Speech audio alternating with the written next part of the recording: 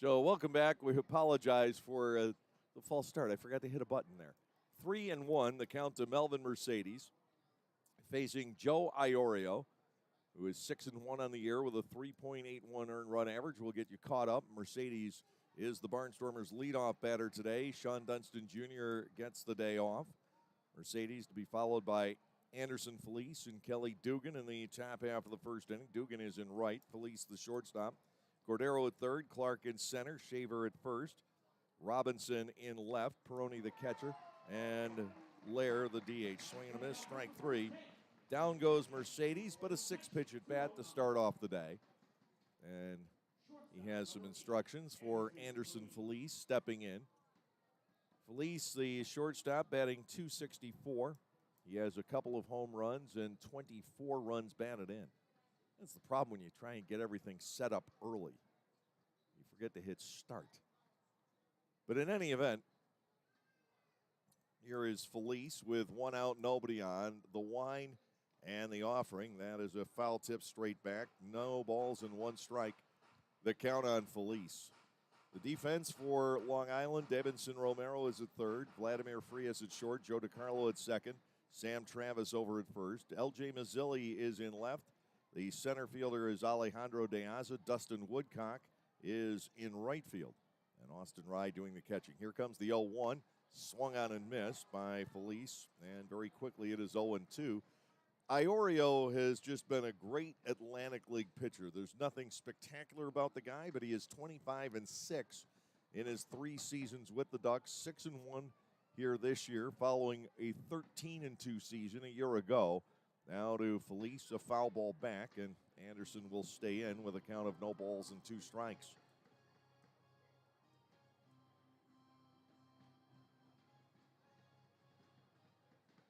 Dugan waiting on deck. Boy, did he have polar opposite games last night. 2-homer game in Game 1 and then 0 for 3 with 3 strikeouts in Game 2. Ending an 8-game hitting streak for Kelly, but his statistics for June are still staggering. And his overall stats pretty good as well. 0-2, Felice swings and he misses. That is back-to-back strikeouts for Iorio, who's not a big strikeout pitcher. He now has 29 for the year and 50 in a third innings. It brings on Dugan. Kelly is at .352 with 21 home runs, and he has driven in 58 on the season. In the month of June alone, and keep in mind he had a 3-run double wiped out with the rain at Staten Island. He's batting .410 with 10 homers, 5 doubles, and 25 runs batted in. First pitch is a strike to the inside corner, says J.B. Torres. It is 0-1 to Kelly, who has 3 home runs against the Ducks, all coming this weekend. And he just missed one on catcher's interference last night. Iorio back with the 0-1. Dugan turns on it and drives a foul into the seats up along the first baseline. Getting close to one of the clusters of fans over there. 0-2, the count on Dugan. 2 outs already on strikeouts for Iorio. He has thrown just 12 pitches so far this inning. Defense is straight away. Dugan will look at a fastball up at his ball 1, 2 strikes. Andretti Cordero, the third baseman, on deck for the Barnstormers, who trying to gain a split of this 4-game series here today.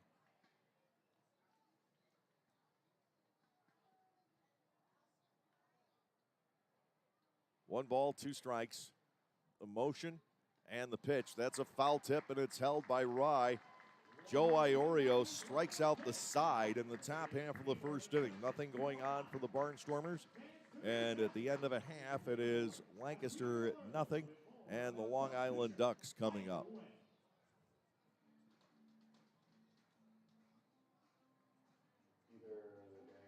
Localflavor.com, local flavor.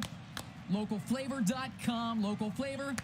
Excuse me, are you saying localflavor.com? Oh, yeah, it's where I save big bucks on all kinds of things. Home improvement projects, dining out, family fun, electronics, jewelry, clothing. I even bought my wife a fancy spa package for half price. Half price? Yep, you know all the deals you find in Clipper Magazine. I love Clipper Magazine. Well, they're all on localflavor.com too. And you can get them right on your phone thanks to localflavor.com's mobile app. Here, take a look.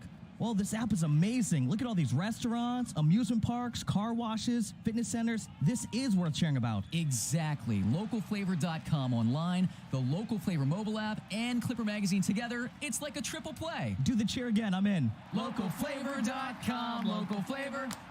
Come on, everybody. Localflavor.com. Local Flavor. Localflavor.com. Local Flavor.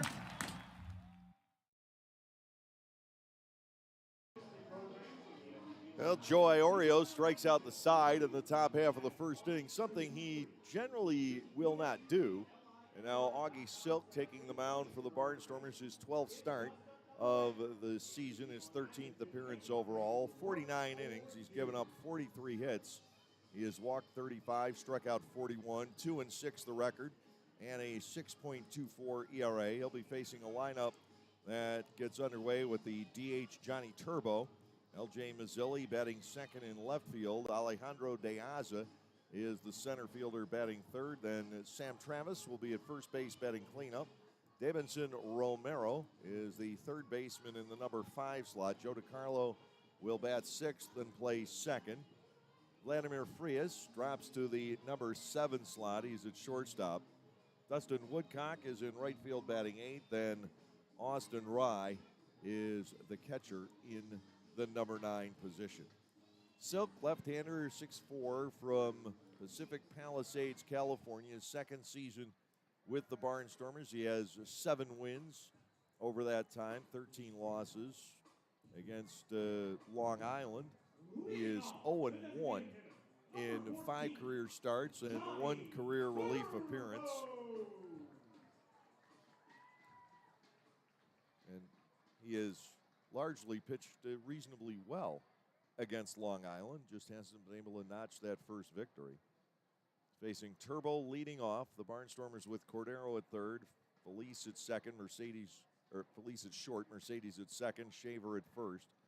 Silk into his motion, and the offering is a strike on the outside corner, 0-1. The count on Turbo. Trayvon Robinson's in left, Ladarius Clark with the start back in center today. Kelly Dugan is in right, and Anthony Peroni is doing the catching. 0-1 to Turbo. He pops this up to shallow left center.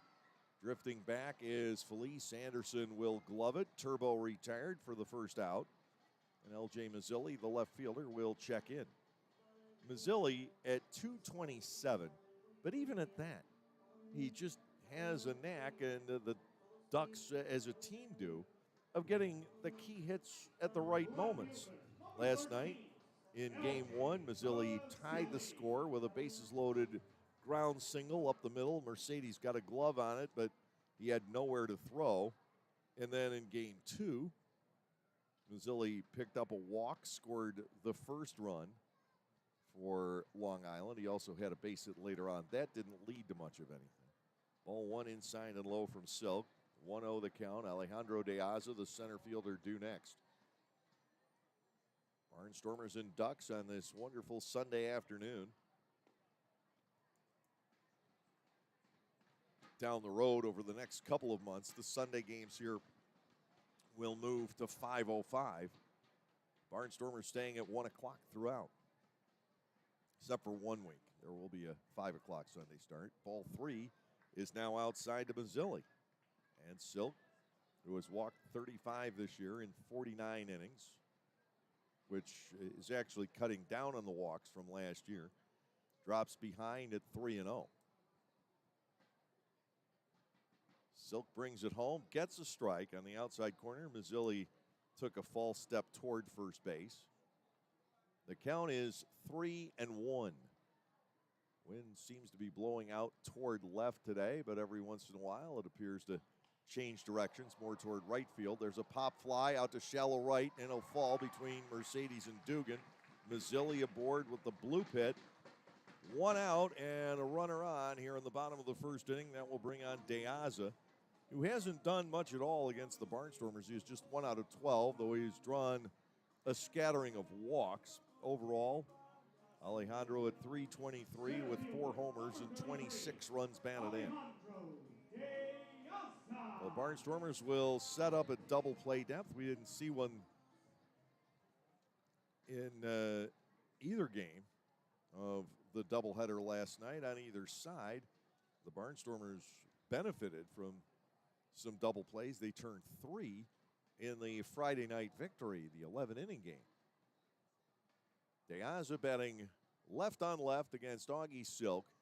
Augie's first pitch below the knees. It is ball 1 and no strike. Sam Travis, the first baseman, waits on deck. Barnstormers will finally be back home Friday, and that will begin a stretch where this club will be home or in York for 37 out of 40 games. First half wraps up a week from tomorrow. There's a pickoff throw to first, and Mazzilli, who's 8 for 8 stealing, dives back in. At 37 out of 40 in Pennsylvania, that will be the time to get off to a hot start in the second half. The first 4 in that stretch belong to the first half, but then 33 out of 36 Barnstormers games, and it'll be 34 out of 37 with a makeup game at York will be played in Pennsylvania. Inside, and now it is 2-0 on De Aza.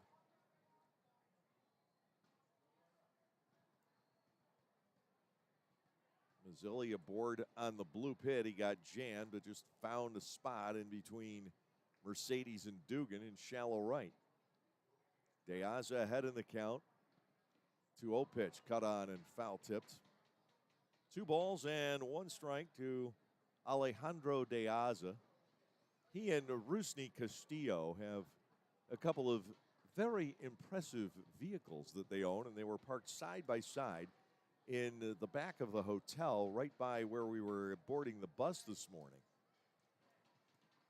They made the money at the major league level. There's a ground ball toward the middle, and it takes a ridiculously high hop and gets away from Felice, who is about to take it and step on the bag for a force. The runner was going. De Aza hits the ball up the middle. It's almost going to have to be a base hit on the bad hop, and runners are at the corners with 1 out. And on it goes for this ball club. Augie Silk could so easily have 3 outs in this inning that it's laughable. And instead, he faces first and third with 1 out, and Sam Travis, the red-hot first baseman, stepping in. That was a ground ball headed toward the middle. The runner was on the move, and the ball took a high hop off the glove of Felice and ended up getting away into center. And with Mazzilli running with the play, he's able to wheel around to third. Men are at the corners with 1 down. Silk having a somewhat of a tough luck inning. Deals outside to Travis for a ball. It is 1-0. The Barnstormers seem a little sluggish at the outset of this game, going down 1-2-3 on strikes against a contact pitcher in the top half of the inning, and a couple of not so well hit balls haven't been played by the defense. Now Travis with a pop fly foul out of play to the right. It is 1-1. He's hitting .337 with 8 homers and 51 runs batted in. He, in the doubleheader last night, was 2 for 5, had a home run, a single, a sac fly. And he has been averaging more than an RBI per game since being reactivated a couple of weeks ago from an injury. 1-1 delivery. Silk is inside for ball 2. It is 2-1 with Debinson Romero, the third baseman, waiting on deck.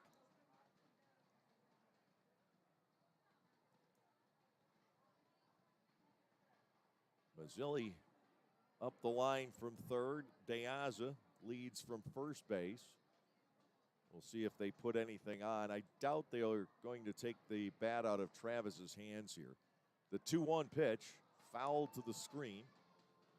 Silk working to the right-handed batting first baseman at 2 balls and 2 strikes.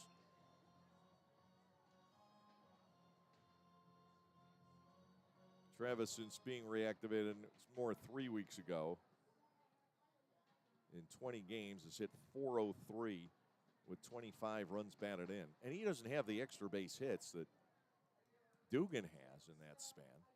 Here's a 2-2 offering. Ball 3 down low. Knocked down by the catcher Peroni. Full count to Travis. They may start De Aza now. 3 balls, 2 strikes with 1 out. No score, bottom half of the first inning here on Long Island.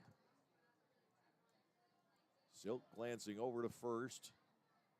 Left-hander will go to first base, and they have De Aza in a rundown, and he'll be still in the rundown. He is tagged out ultimately by Colton Shaver, and Mazzilli never broke from third. Now, De Aza is thrown out stealing 1-3-6-3. Mazzilli left at third base, and the Ducks ended up on the short end on both sides there.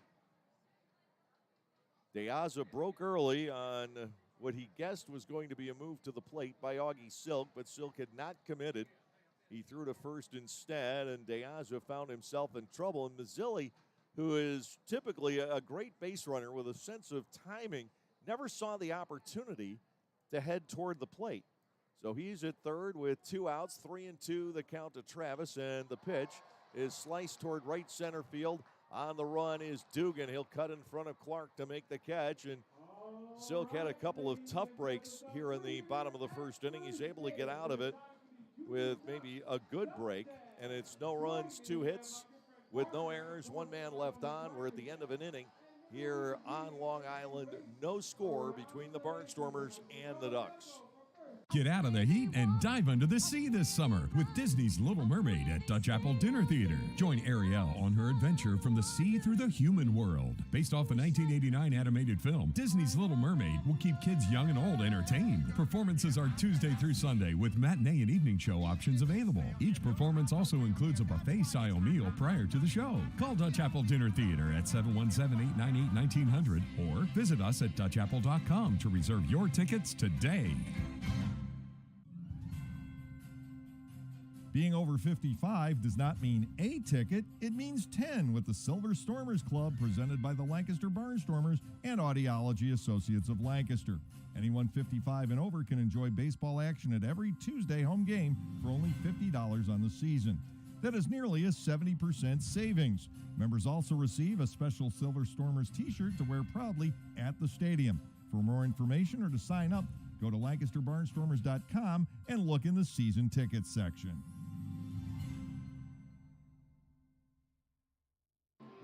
Andretti Cordero, Ladarius Clark, and Colton Shaver facing Joe Iorio as we go to the top of the second inning. The Barnstormers failed to make contact against Iorio in the first 3 consecutive swinging third strikes.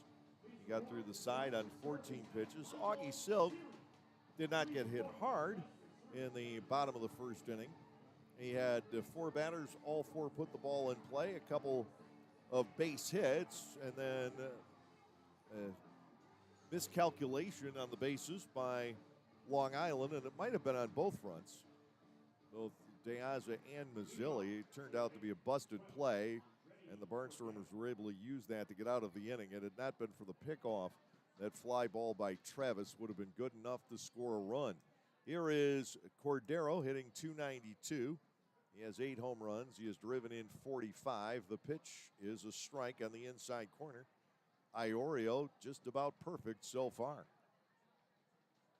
3 strikeouts and very few pitches out of the zone.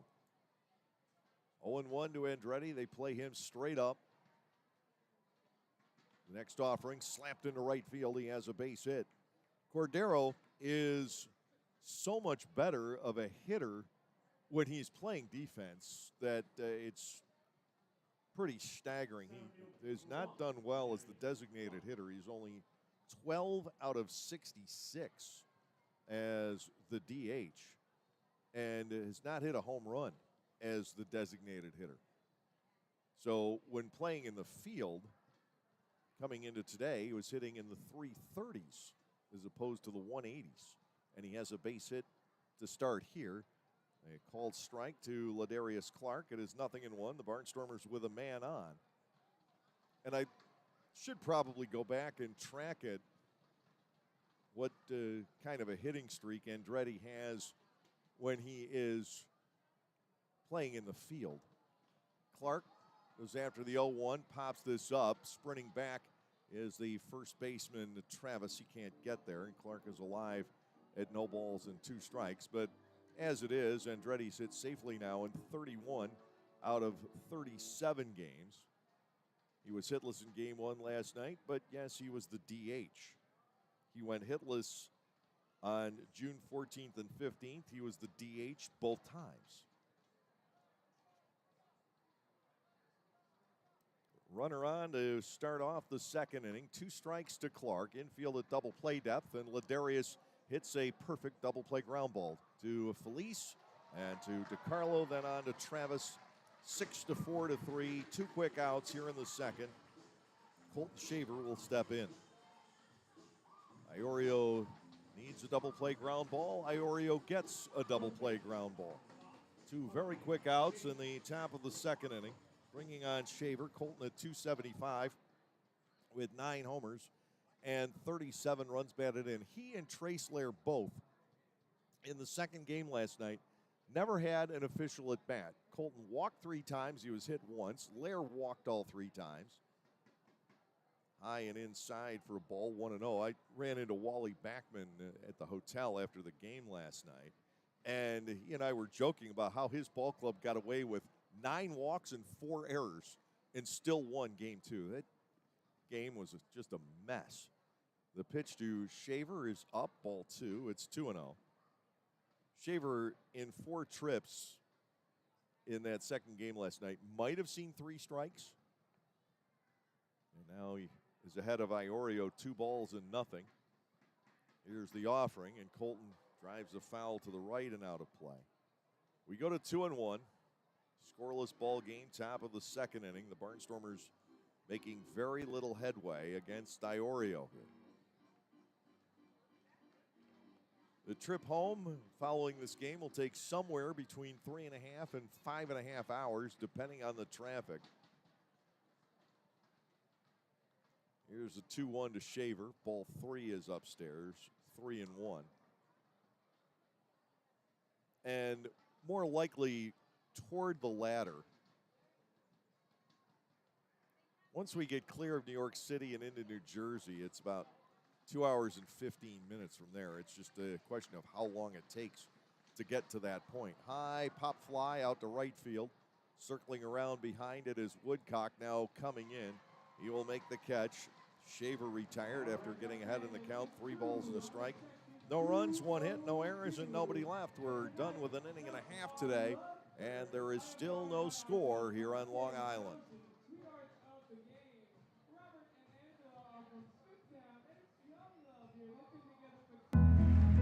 Celebrate the history of our national pastime at the National Baseball Hall of Fame and Museum in Cooperstown. See priceless treasures that will bring your baseball memories to life. Connect with events that have shaped and changed the game and our country. Our stories to tell, your memories to share. Plan your family visit today at baseballhall.org. See you in Cooperstown, where the journey becomes legend. They say to truly understand someone, you must walk a mile in their shoes. Well, at Lexus, we designed the ES with you in mind every step of the way. From class-leading legroom in the back to positioning the touchscreen 4 inches closer to you in the front. Everything in the Lexus ES, a direct reflection of you. See Bobby Rahal Lexus in Mechanicsburg or Lancaster County. 2022 ES versus 2021-2022 competitors. Information from manufacturers' websites as of 5/3/2021. For the youth of our area, the Barnstormers are offering a wide variety of camps throughout the summer to teach everyone some tips on baseball and softball. Camps are offered to kids as young as 4 and as old as 12. Some even involve the parents. They run from June 11th all the way through September 17. For more information, go to LancasterBarnstormers.com and click on the Youth Baseball tab. All presented by Orthopedic Associates of Lancaster and Play It Again Sports.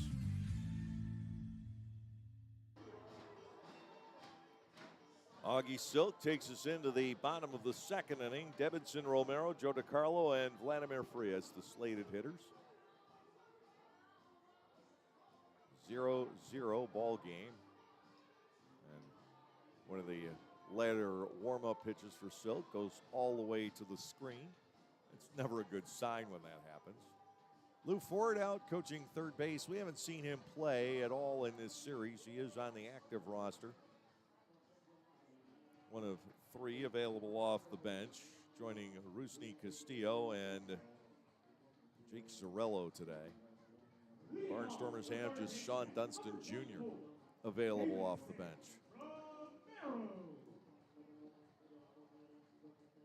Romero to lead off. Davidson at 271, 7 home runs, 27 runs batted in. He is becoming a fixture here in the Atlantic League with the Bees and the Ducks. Pitch, line drive caught at third base by Cordero, 1 out. Scalded by Debinson Romero, 1 away. Second baseman Joe DiCarlo will come to the plate. DiCarlo batting .300. He has a home run. He has driven in 23. Now, when you're talking about geography and guys in the Atlantic League may be more inclined to play closer to home, and we've often talked about that with the North Carolina teams and the 2 teams in Lexington. There's a strike. It is 0-1. Well, DiCarlo theoretically should be ours.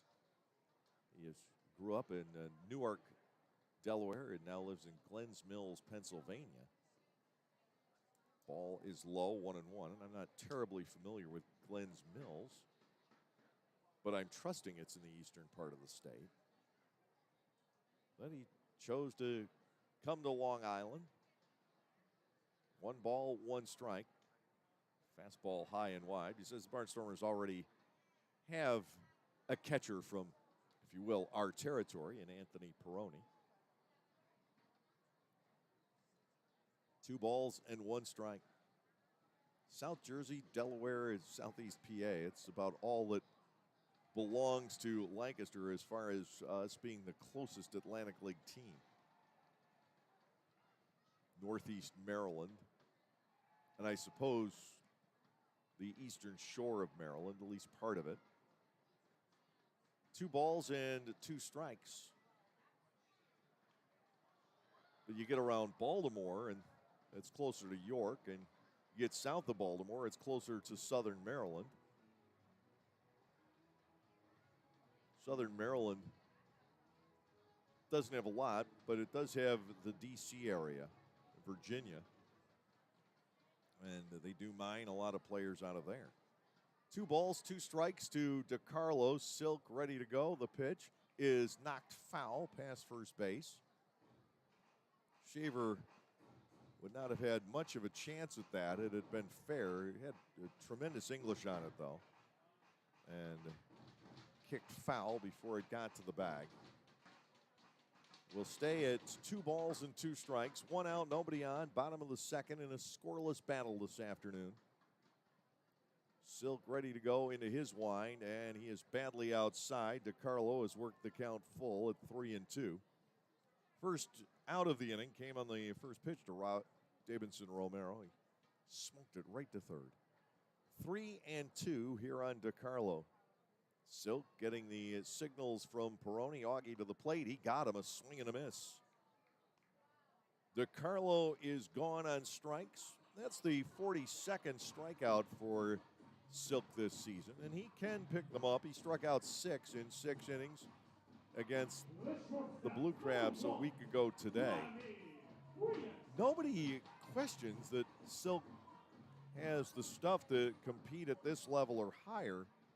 It's just, well, I say this about this whole club a lot. It's just a question of being able to piece it all together. You see flashes of brilliance with this, flashes of brilliance with that. And you just have that feeling one of these days he's going to put together just a complete, marvelous effort. We saw it once or twice last year, and we've seen snippets of it this season. 1-0, high pop-up. This is to shallow right field, a long way back for Shaver, a long way in for Dugan. Kelly slides underneath, rolls over, and he has the baseball in his possession. The first base umpire, Martinez, waited to be sure. Nice play by Dugan, put a star by that one in the scorebook, and Silk retires the side in order in the bottom half of the second inning. Dig into the world-famous Nathan's Hot Dogs. Take a trip to Otto's Cantina for a walking taco or your favorite adult beverage. Enjoy a helmet of Otto's meatballs or a sausage with peppers from the Broken Bat Deck. For the sweet tooth, there are jumbo chocolate chip cookies, Skyline cotton candy, and ice cream novelties. Or simply snack on Emma's popcorn in a variety of exciting flavors. What a great way to savor your time at the ballpark, courtesy of Otto's. There is a weekend in July where the baseball world revolves around a village in upstate New York. Baseball Hall of Fame induction weekend in Cooperstown is an unforgettable experience full of family-friendly activities and priceless moments. Make your plans today for July 22nd through 25th for the induction of Bud Fowler, Gil Hodges, Jim Cott, Minnie Minoso, Tony Oliva, Buck O'Neill, and David Ortiz as the class of 2022. Visit baseballhall.org today for the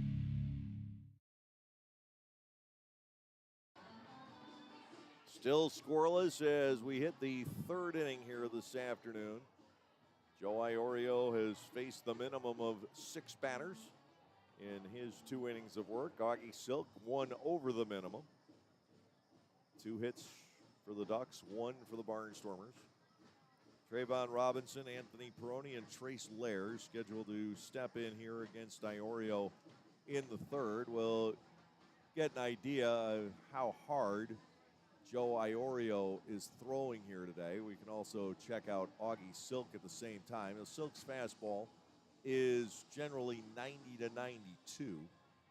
Iorio, again, there's nothing special. He's living in the upper 80s on the fastball. He just mixes his pitches well. He hits his spots, and ultimately, that's the secret. It's just the higher you go, the more velocity becomes important. And the guys who succeed at the major league level have both. They have the velocity and they have the command. Here is Robinson batting .214. He's hitless in his last 19 tries over 6 games. A swing and a foul off to the left here. It is 0-1. 0 for 7 in the current series is Robinson.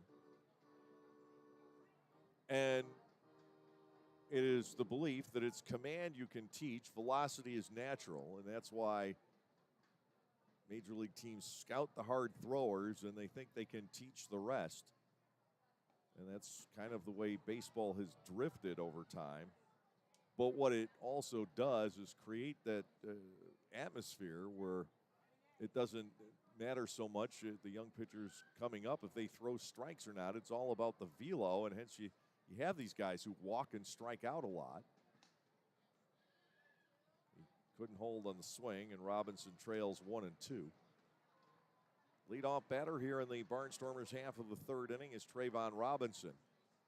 And it's the same thing with hitters. They're looking for exit velocity and launch angle and all that stuff, and not about whether or not guys actually can make contact and put the ball in play, make the defense work.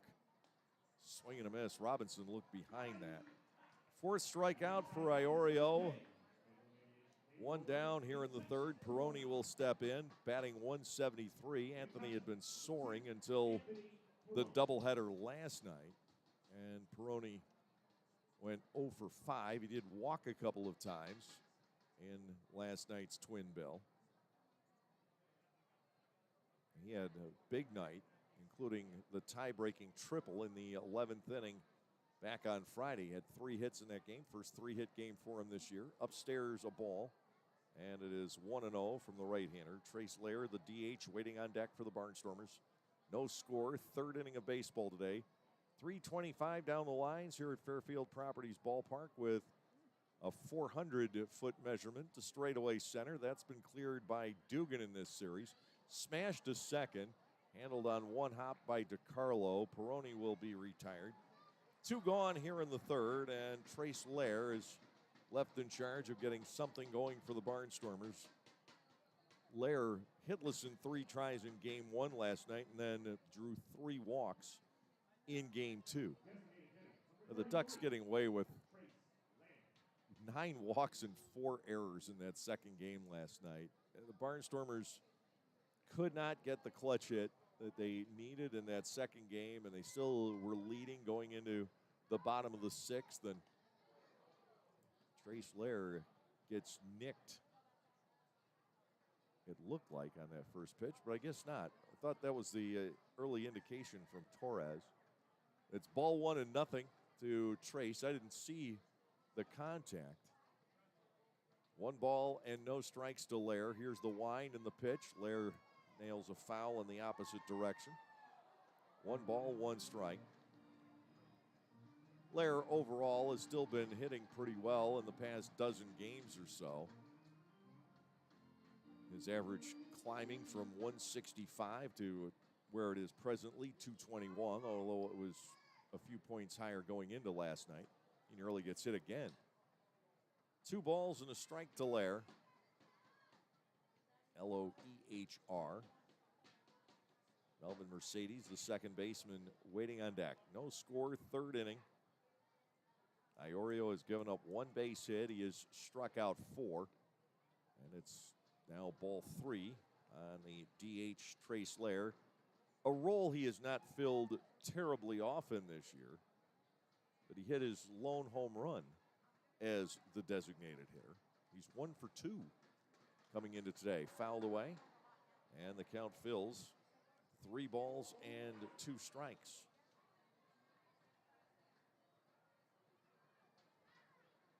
As a team, the Barnstormers designated hitters are merely batting .205 for the year.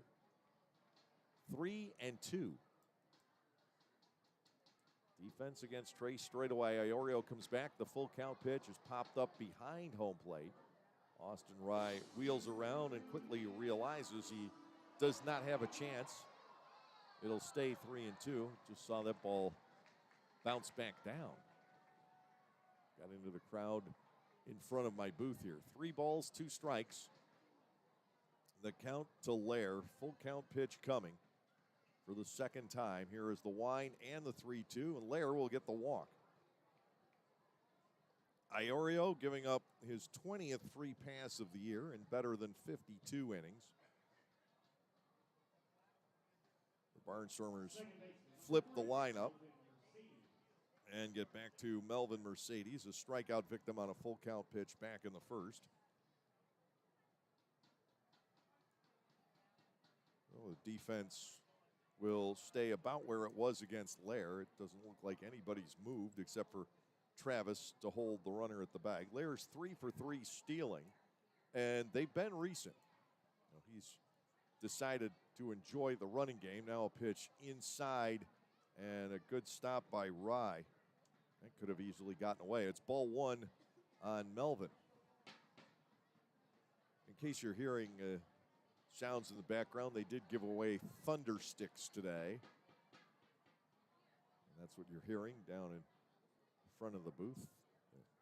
What are they made of? Plastic or vinyl? Not quite sure exactly the material. But you know what I'm talking about. High fly ball, center field. Mercedes upset with himself. Starting back was Deaze. Comes in. Plenty of time to recover. No runs, no hits, no errors. 1 left. We're through 2.5. Still scoreless here on Long Island.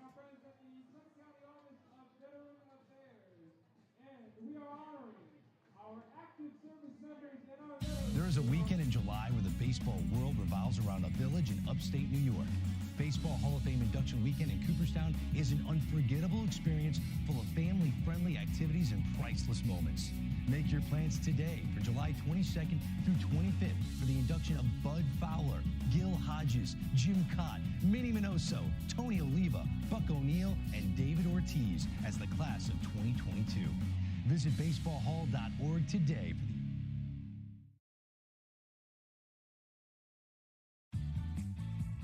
Hey kids, join the coolest club in town, the Storm Force.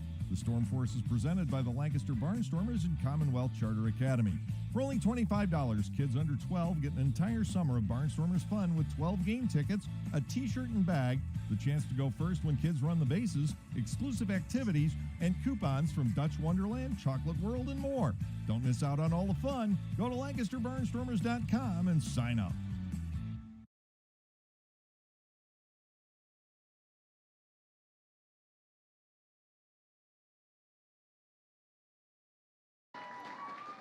The applause you hear in the background here at Fairfield Properties Ballpark, as is the custom In the middle of the third inning here, they honor a local member of our armed forces, past or present.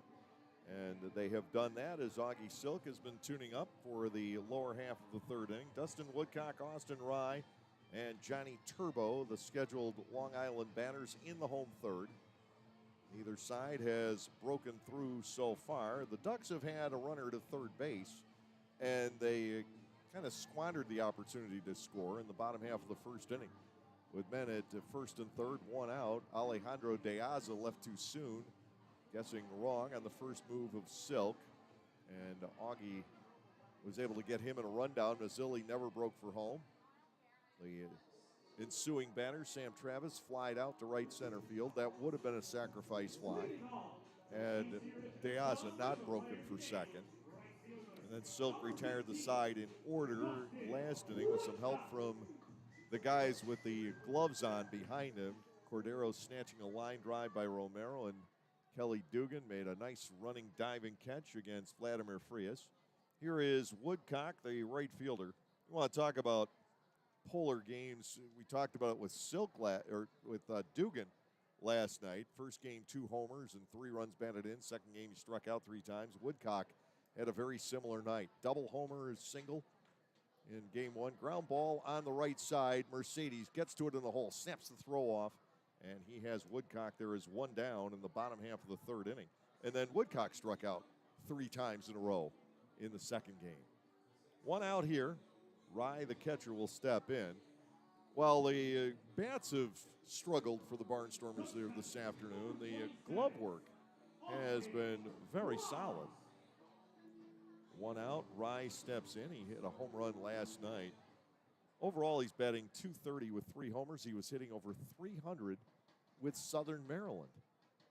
And the Ducks thought they got a steal when they picked up Rye in exchange for Wolanski, but Wolanski has really flourished down at Southern Maryland, and Rye is playing great defense here, and he is the everyday catcher for the Ducks, but he's not hitting nearly as well as he had been with the Blue Crabs. No balls, 1 strike, and Silk deals away. The count levels at 1 each. Augie has retired 5 batters in a row. No score in our ball game, lower half of the third inning. Silk peers in. He gets the sign from Rye, the whine, the pitch. Breaking ball, swing and a miss. It is 1-2. Johnny Turbo waiting to bat next. What a glorious afternoon this is. It's not terribly hot. It was actually warmer yesterday here on Long Island. It's in, I believe, the lower 80s today. One ball, 2 strikes. Rye can't hold on the swing. He's going to jog down to first base, forcing Peroni to make the throw, which is on target. 2-3 for the out. Silk records strikeout number 2 and his 6th out in succession. Bringing on Turbo. Johnny Turbo is 0 for 1. He led off the game, popping out to the shortstop.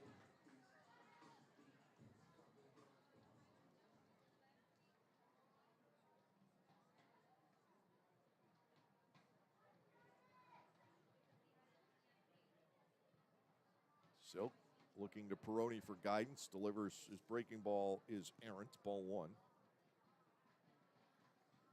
It is 1-0.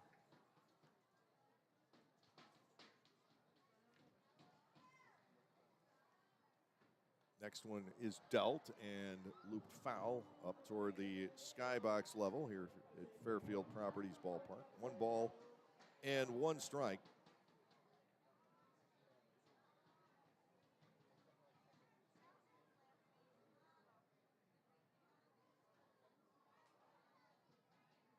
Defense fanned out, up and away again. Another breaking ball slips. Turbo at the edge at 2-1.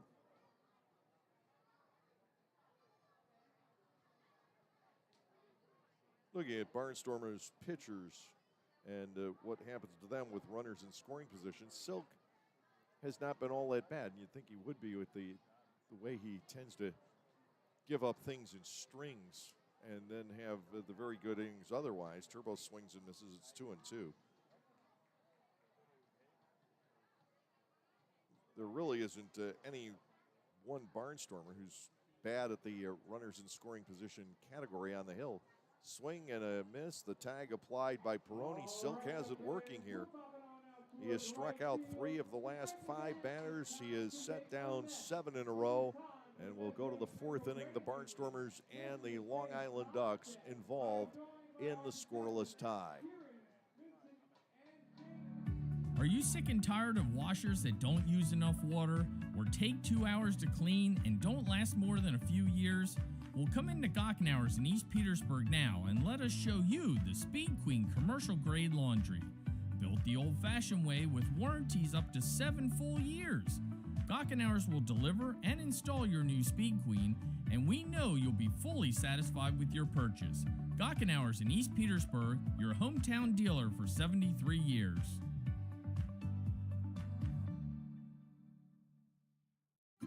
At Clipper Magazine Stadium, we have hot dogs and popcorn, peanuts, soda, and nachos. But what if, say, you are only 3 months old and mom wants to have a night out and watch the Barnstormers? Well, thanks to May Grant Obstetrics and Gynecology, the littlest of Stormer fans now have a place to go for dinner during the game. Tots can take mom to the Little Sluggers dugout behind Section 13 at the stadium for a comfortable private feeding experience. A brightly painted room with comfortable furniture and TVs tuned to the game, it is the perfect spot for baby and mom during a night at the ballpark. Knockoffs, copycats, imitators. They all share one thing in common. They always pale in comparison next to the true original. Just like the stylish and versatile Lexus RX, the crossover that paved the way for others. And it's still the best for one simple reason. Nothing else is as good as the original. See Bobby Rahal Lexus in Mechanicsburg or Lancaster County.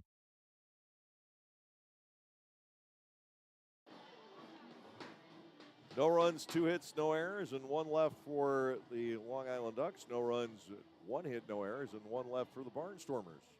Turbo striking out to close out the 3rd inning. Iorio and Silk, the guys are in charge here this afternoon between them. Only 4 base runners, and they have struck out 7. Anderson Felice will get a second shot at Iorio. Anderson went down swinging back in the 1st inning. Scoreless through 3.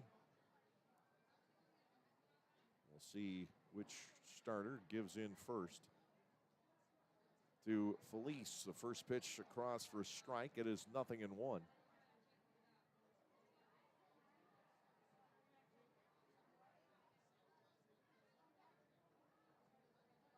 We are the first game underway in the Atlantic League this afternoon. Felice tears into a ball, lining it to center, but this will be gloved by De Aza coming in. 1 out to start the 4th. Kelly Dugan will step in. He's now struck out 4 consecutive plate appearances, which is stunning because Dugan, with all he has done and the home runs and everything, is not a big strikeout guy. He will generally get the ball in play. The left-handed starter, Beckman, had the better of him, and then he struck out against Sandy Baez with the bases loaded in the 6th last night. Not here, a line drive base hit into right. So Dugan snaps out of a mini slump. He is a 1-out base runner in the 4th inning, bringing on Andretti Cordero. And I did look, by the way, Andretti has now hit safely in 17 straight games when he's been in the field. All the games that he's failed to hit, and there haven't been many, have been when he's been the designated hitter. That included the first game last night. York leads Staten Island 3-0 in the bottom of the 1st, and Wild Health has Charleston down 2-0. First pitch swinging is Cordero. He pops this up to shallow right, and it's going to fall in. A quick throw to second base, not in time to get Dugan. Joe DiCarlo lost it. That was his play. Dustin Woodcock could not get there, but DiCarlo, trying to find it against the high sky, simply could not until it was too late. Cordero gets the blue pit. The Barnstormers get a break, and it took long enough for the ball to be recovered in shallow right field for Dugan to be able to get into second base safely. Lancaster with 2 on, 1 out. And here is Ladarius Clark, who wrapped into a 6-4-3 double play back in the second inning. Dugan and Cordero on the base paths, and Clark now fouls one off. It is no balls and a strike. Lancaster, for the first time today, with a runner in scoring position. A solid single for Dugan and kind of an accident for Cordero, but he'll take it. As Andretti works his average back toward 300. Clark bats 0-1. Iorio to the plate. Ladarius swings and misses. Iorio in a jam, but smoothly ahead of Clark with the count of no balls and 2 strikes. Runners take their leads. Lancaster trying to pick up a run. And to Clark, 0-2. He swings and misses. That is the 5th strikeout for Joe Iorio. And the Barnstormers, a team that just struggles to drive in go-ahead runs. I was telling people last night, some of our guys, Wally Backman, the conversation I had with him, about how this team's statistics and the won-loss record just do not line up. High and inside for a ball, 1-0. If you know what the Pythagorean record is, and I'm not going to get into the math, but it's a pretty good predictor based on runs scored and runs given up of what your winning percentage will be. Well, the Barnstormers are actually 6 games behind their Pythagorean record. That predictor says this team should be 29-28, not 23-34. But then if you go deeper into the statistics, the things that the metrics people use to gauge an individual player's effectiveness, and specifically I'm talking about the OPS. Well, the Barnstormers have a pretty substantial edge. Their OPS 4 is 34 points higher than the OPS against. There's a strike taken by Shaver. It's 2-1. And with that, this was a ball club that should be 30-27, 31-26, maybe 32-25. But they just can't get the right play at the right time. 2-1 to Shaver. And the pitch, Colton swings through that. It is 2-2, and that's evident here in the 4th inning. The Barnstormers catch a break as DiCarlo loses the pop fly by Cordero in the sun. They have 2 on with 1 out, and Clark goes down quickly, and Shaver now is at 2-2. Colton still with a chance to come through here and get the Barnstormers and Augie Silk the lead in the 4th inning.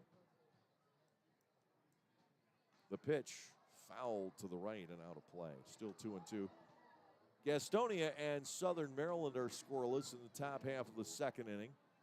John Anderson, the former Barnstormer, our single-season strikeout leader, is on the mound trying to pitch Gastonia to a first-half title today. Their magic number, as I am led to believe, is just 1. They wouldn't have to wait for the result between Lexington and High Point. That game coming up at 4:05. Fastball is high. Shaver bats 3-2, so now the runners can take off. Dugan from second, Cordero from first. Shaver bats at 3-2. Iorio has really not had to work a lot today, nor has Silk, truth be known. 3 balls, 2 strikes. The runners take off. The pitch is lofted down the right field side. The wind isn't going to be enough to keep that in play. It tried. The ball landing about 3 rows in down the right field line. Still 3-2 to Colton Shaver, and the runners have to reset. I bring up the stats because it's a cause for optimism, ultimately, with this club, that this team is much better than the win-loss record shows. Much better. And it's been frustrating to lose all these close games, 4 and 14 in one-run games, because you know the ability for this team to perform is there. Here comes the payoff with the runners going again, and it's ball 4 just outside. Shaver picks up the walk. And now it will be up to Trayvon Robinson to break out of his current personal shackles and get the Barnstormers on the board. He's 0 for the last 20. I mean, he really has been struggling as of late. Bases loaded and 2 outs. Dugan at third, Cordero at second, and Shaver at first. Robinson, when he first rejoined the Barnstormers 2 or 3 weeks ago, started off 7 for 20. Takes a ball inside, 1-0. At 0 for the last 19 in 6 games. His last extra base hit was on June 10th. He had a double and a triple that game against Lexington. He was, I said 7 for 20. He was 10 for 27, 370 in his first 7 ball games. He tears into one here. That is a fair ball into the right field corner. So Robinson comes up in a big way, 2-run score. Shaver will be held at third, and Trayvon Robinson can savor the moment. He's in at second with a 2-run double. Dugan and Cordero come home. Shaver stopping at third as Woodcock got on that in a hurry.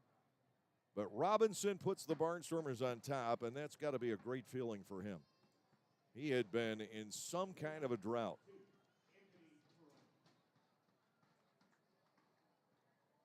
First hit since last Saturday at Southern Maryland. He had an RBI in that game as well. He's driven in 9 now on the year. Anthony Peroni, the catcher, will step to the plate. Peroni grounded out 4-3 back in the 3rd inning. Shaver at third, Robinson at second. The pitch is skied to the right and out of play. 0-1 the count to Peroni. Well, Trayvon Robinson with a highlight moment, 2-run double into the right field corner. So good to see. A man that is absolutely adored around the ballpark in Lancaster. 0-1.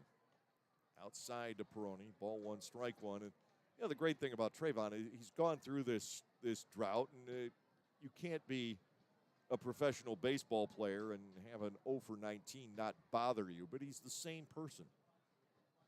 Day in and day out, as friendly, as cordial, and as fun as ever. Swing and a miss.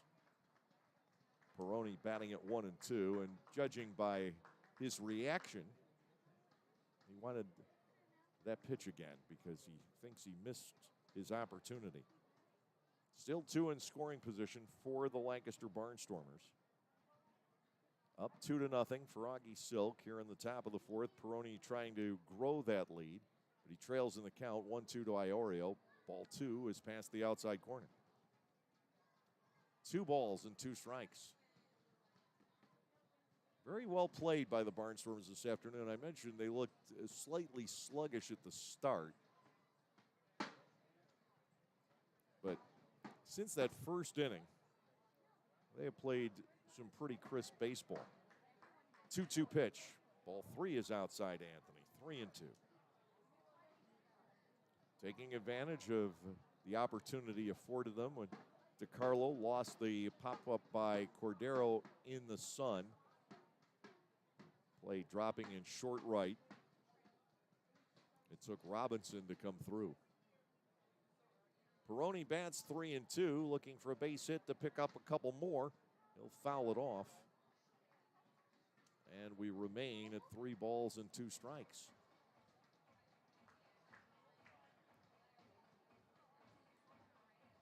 You talk to other people around the league, and they almost to a person, you talk to the other coaches, will say that this Barnstormers team is potentially dangerous. And nobody can put a finger on what's gone wrong. Obviously, the injuries have been part of it. Fly ball to right center field. Deaza takes charge. He'll make the catch to retire Peroni and end the inning. But Lancaster does break on top. A pair of runs here on the Robinson double. 3 hits with no errors. 2 men left on base. We'll go to the bottom half of the 4th inning with the Barnstormers leading the Long Island Ducks by the score of 2-0.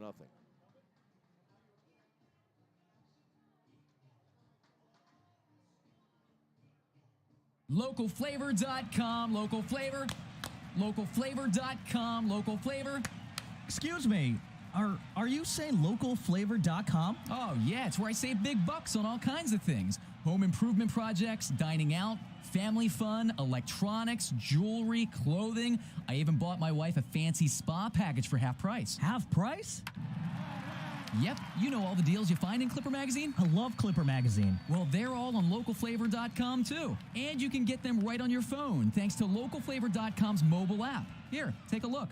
Well, this app is amazing. Look at all these restaurants, amusement parks, car washes, fitness centers. This is worth sharing about. Exactly. Localflavor.com online, the Local Flavor mobile app, and Clipper Magazine together. It's like a triple play. Do the cheer again. I'm in. Localflavor.com, local flavor.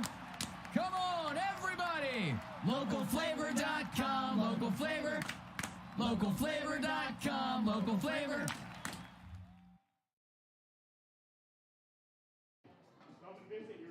L.J. Mazzilli, Alejandro De Aza, and Sam Travis to face Augie Silk as we move on to the bottom half of the fourth inning.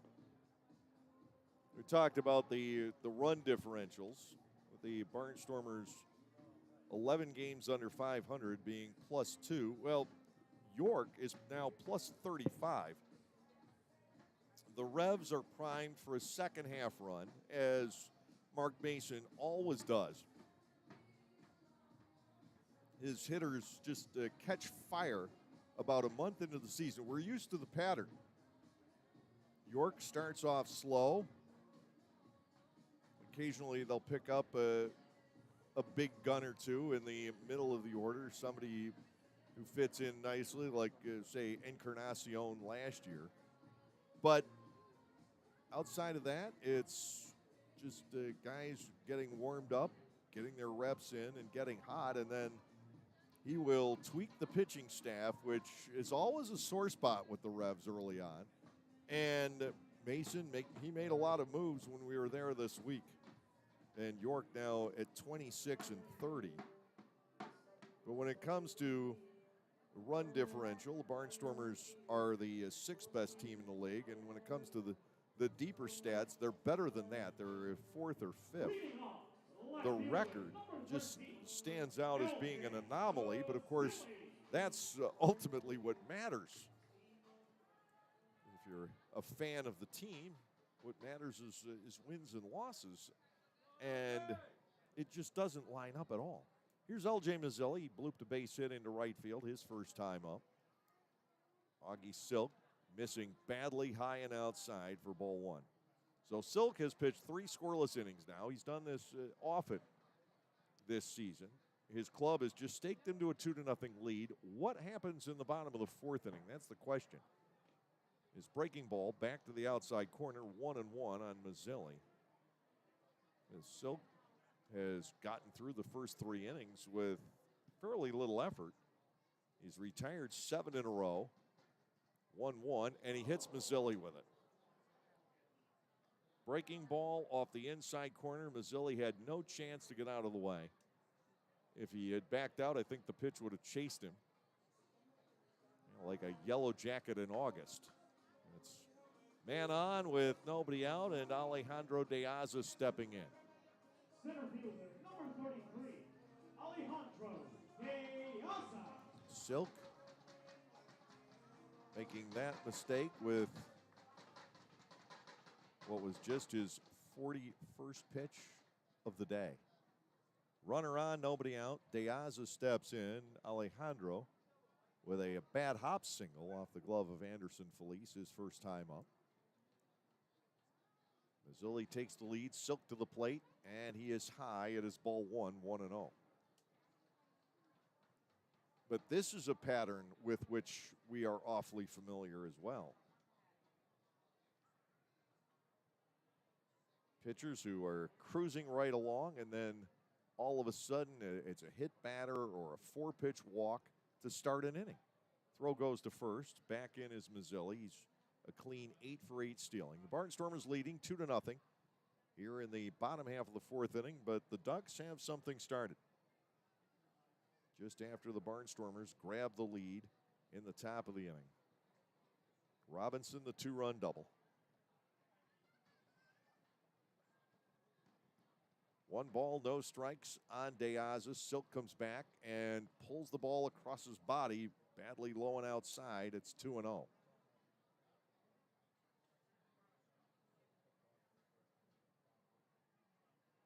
This is the hurdle that Silk has not been able to overcome.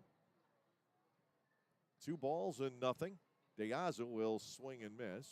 Augie's back in the fight here. It's 2-1.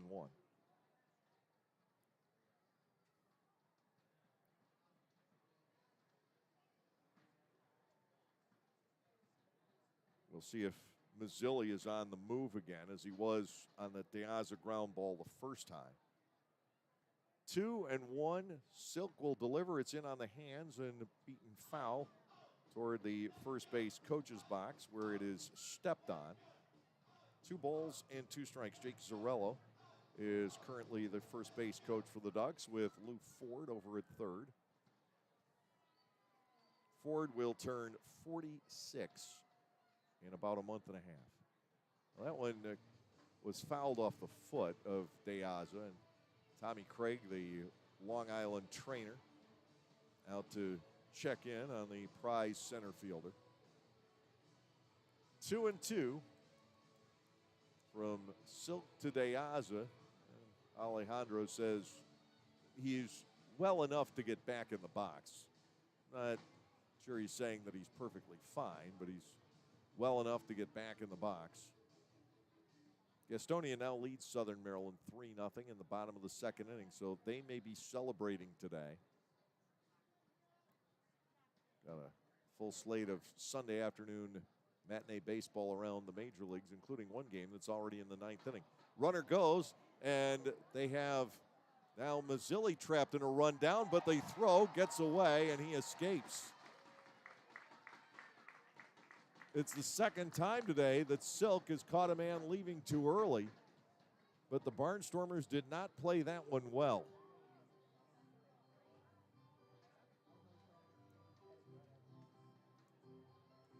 A wild throw back toward Silk, who was trying to get over and pin the runner in at first base.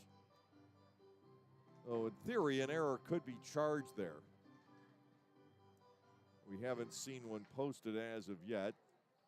De Aza batting at 2-2, but it's one of those little things on top of Mazzilli being hit by a pitch in the first place.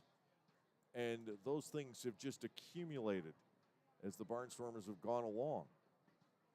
Silk goes to work. De Aza pops a foul off to the third base side. And it will stay at 2-2. The Barnstormers had a great chance there at getting Mazzilli and wiping the runner off the base paths. Mets in Miami tied at 2 in the 9th. Houston leads the Yankees again. It's 3-0, bottom 4. Boston won Cleveland 0 at the end of 3. Pittsburgh and Tampa Bay knotted at 1 in the top of the 4th inning. Mazzilli goes again, swing and a miss. The Peroni throw will be late at second. And Mazzilli, after escaping the first time, has now stolen second. Silk has, meanwhile, struck out his 4th. Sam Travis will come to the plate. He flied out his first time up. Oakland and Kansas City are scoreless through 2.5 today. Minnesota's up early, 3-1. They're home against Colorado in the top of the second. White Sox lead Baltimore 2-1 with play in the middle of the third. Toronto and Milwaukee already 3-3, bottom 2. St. Louis with a 1-0 lead over the Cubs in the second, and it's Washington batting in the first inning, but with a run on the board down in Texas. Cincinnati at San Francisco coming up later, along with Seattle and the Angels. Detroit at Arizona. The Phillies are at San Diego, and the Dodgers take on Atlanta on Sunday Night Baseball. Foul back. 0-1. The count on Travis with 1 out and the runner in scoring position here in the 4th inning. It was a good recovery by Silk to strike out De Aza after falling behind 2-0. But now he faces the runner in scoring position. Travis batting at 0-1. And the pitch swung on, fouled straight back. Silk working ahead at 0-2. The College World Series is wrapping up this weekend out in Omaha.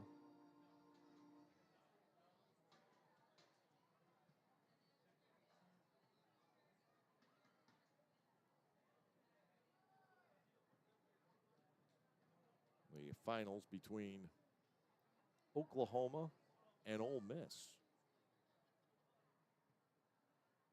The 0-2 pitch. Driven to left field. That is hooking. Robinson leaps and can't bring that down. Facebook is taking action to keep its platform safe. Over 40,000 people are working on safety and security. I was looking for the College World Series scores anyway.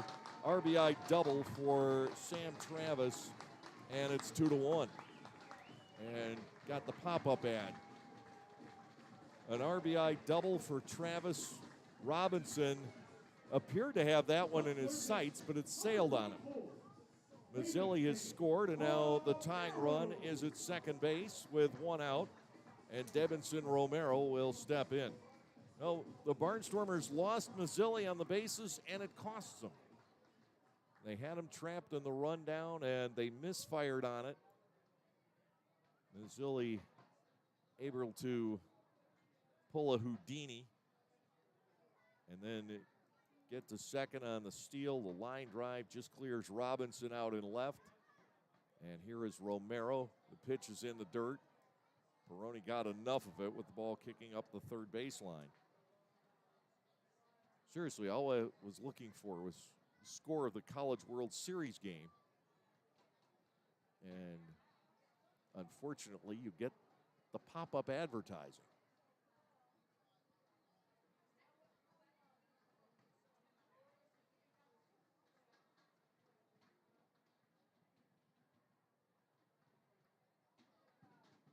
Outside and ball 2-0.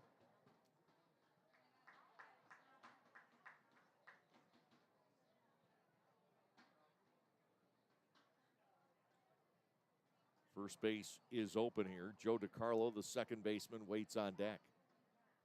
2-1 Barnstormers. Silk checking back, and the pitch almost hits Romero. It's 3 balls and no strikes.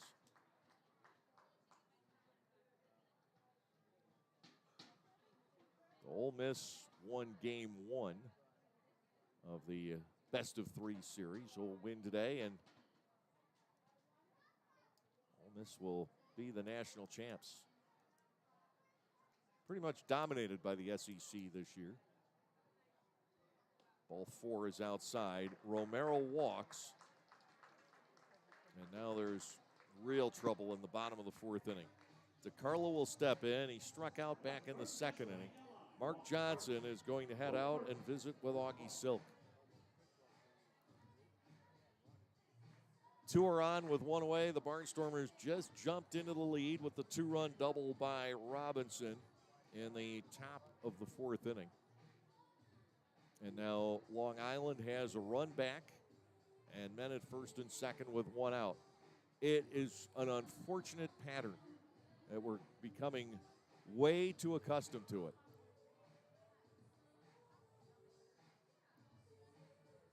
I think some of it has to do with the youthfulness of some of the starting pitchers that we have seen over the past couple of years. But it doesn't explain all of it. That this is where you need to come out and you need to put up a 0, establish control of the game. Now, it would have been a lot easier had the Barnstormers been able to get the out on Mazzilli in the rundown. Here is DiCarlo, and Silk fires badly outside. It is ball 1, 1-0. Well, the Barnstormers will have to think about getting somebody ready in the bullpen, but then they would lose the DH, and the DH leads off the top of the 5th. 1 ball, no strikes to DiCarlo. Silk missing inside. He is starting to come apart. He has missed with 6 in a row since the double by Travis.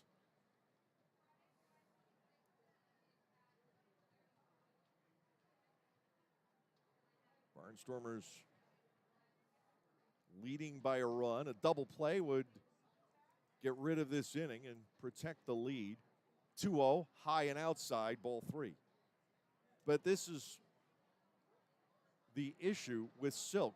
You know what you saw the first 3 innings. You know how good he can be. And then a slight amount of adversity, and given the lead, which can, I've seen pitchers where that plays in their heads too. 3-0. He gets it across. A strike called on DeCarlo, who was taking the entire way. It is now 3 balls and 1 strike. Lair, Mercedes, and Felice would be due in the top half of the 5th inning. A look back at the runners. Here is the 3-1, popped up foul. Silk, after missing with 7 straight, has been able to recover here to get the count to 3-2 on DeCarlo. I'm interested to see whether or not the runners are going. My guess is that they're not, is they don't have much speed out there, neither Travis nor Romero with a stolen base. 3 balls, 2 strikes to DeCarlo.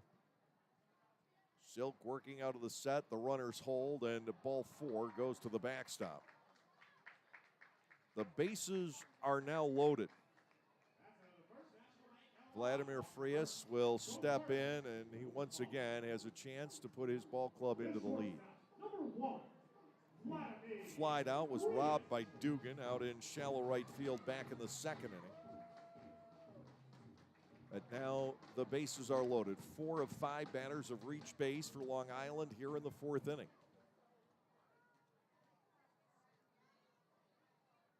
It started with Mazzilli being hit by Silk's 2nd pitch of the inning, and then the Barnstormers lost Mazzilli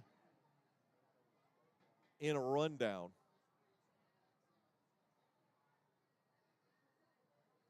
Bases loaded, 1 out to Frias, up and in, ball 1 and no strikes. Silk has missed with 9 of his last 11 since the RBI double by Travis. And this, you just have to believe, is psychological. 1 ball and nothing.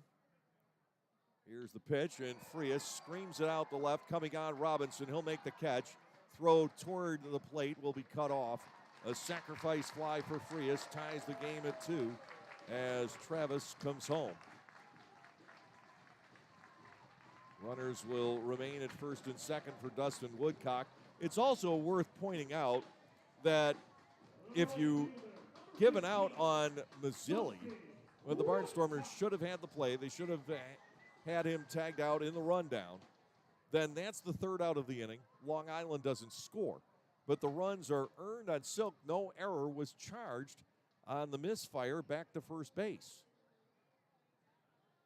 The throw was behind Augie as he went over to cover the bag. But whenever you have somebody in the hot box, the rundown, the pickle, however you decide to call it, and you lose that out, an error should be charged somewhere. It's just a muff on defense. Now a pitch into the dirt and bounced away from Peroni.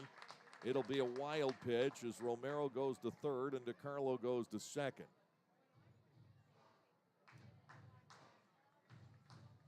And therein lies the human mind.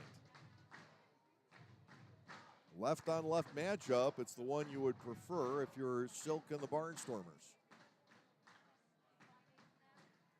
2 runs home in the bottom of the 4th inning. 1 ball, no strikes. The count on Dustin Woodcock. 2 men in scoring position. Silk with a breaking ball gets it over. And it is 1-1. It's just amazingly frustrating, and I can imagine that Silk gets frustrated with this because everybody can see the potential. 1-1 delivery. Breaking ball is high. Ball 2 and a strike. The catcher, Rye, is in the on-deck circle. 2 apiece in the bottom of the 4th inning.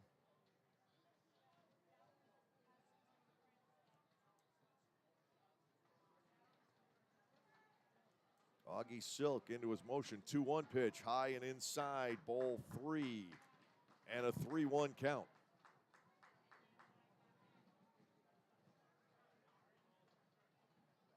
first base open, but with this matchup, you don't necessarily want to use it.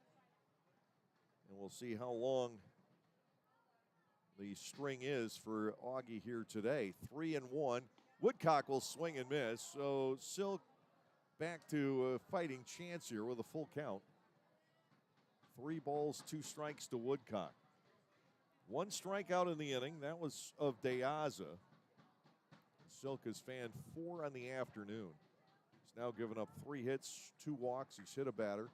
2 runs on the board. Payoff pitch is ball 4 off the outside corner. Silk did not get the benefit from J.B. Torres, and the bases are loaded. Austin Rye will come to the plate. Ross Peoples in the dugout praying for a 3rd out in this 4th inning. And it could be all over were it not for the botched rundown. But it's those things that just continue to haunt this ball club, especially in closer ball games. Rye stands in. He struck out back in the 3rd. Silk will work to the plate, and it's a strike taken, 0-1. It's been a 30-pitch inning at least for Silk so far. 3 walks now. He's only given up 1 hit here, and that looked playable at the start. Here's the 0-1. He sails it a mile outside. Ball 1, strike 1. Peroni out to talk to Silk. They may have had some confusion on the signs. J.B. Torres making sure that's all they discuss. No timeout charged. The Barnstormers have already used 1 in this bottom half of the 4th inning. A 2-2 ball game. 1 ball, 1 strike to Austin Rye. At 3rd is Romero. At 2nd, DeCarlo. At 1st, Woodcock. They have all reached on walks here in this 4th frame. 1 ball, 1 strike to Rye. Silk is ready to go. He'll fire, and his breaking ball misses. And after the discussion about the signs, it looked like Peroni almost got crossed up. And it's 2-1.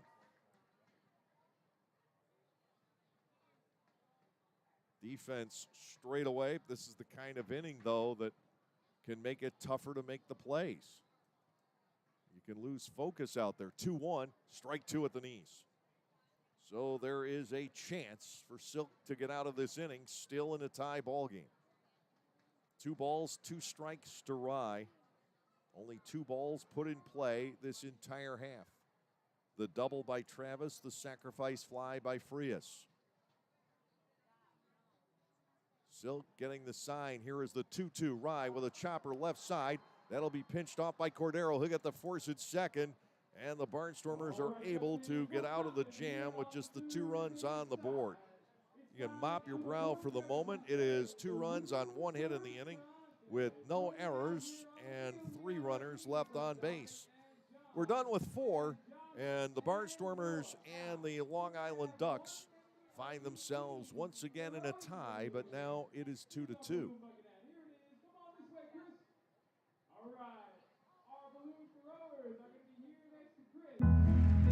Celebrate the history of our national pastime at the National Baseball Hall of Fame and Museum in Cooperstown. See priceless treasures that will bring your baseball memories to life. Connect with events that have shaped and changed the game and our country. Our stories to tell, your memories to share. Plan your family visit today at baseballhall.org. See you in Cooperstown, where the journey becomes legend. They say to truly understand someone, you must walk a mile in their shoes. Well, at Lexus, we designed the ES with you in mind every step of the way. From class-leading legroom in the back to positioning the touchscreen 4 inches closer to you in the front. Everything in the Lexus ES, a direct reflection of you. See Bobby Rahal Lexus in Mechanicsburg or Lancaster County. 2022 ES versus 2021-2022 competitors. Information from manufacturers' websites as of 5/3/2021. For the youth of our area, the Barnstormers are offering a wide variety of camps throughout the summer to teach everyone some tips on baseball and softball. Camps are offered to kids as young as 4 and as old as 12. Some even involve the parents. They run from June 11th all the way through September 17th. For more information, go to LancasterBarnstormers.com and click on the Youth Baseball tab. All presented by Orthopedic Associates of Lancaster and Play It Again Sports.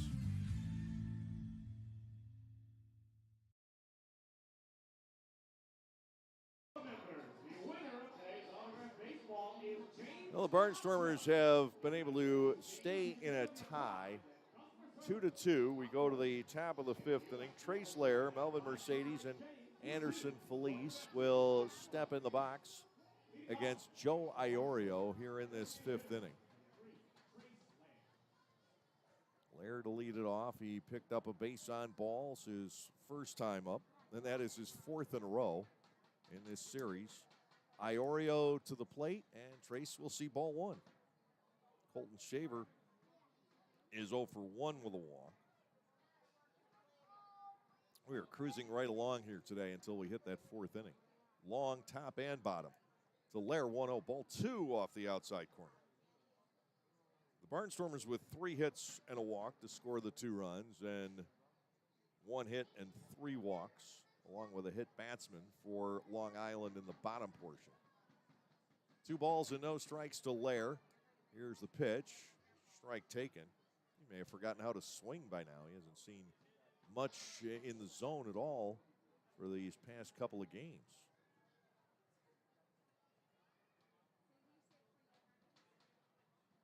Two balls, 1 strike.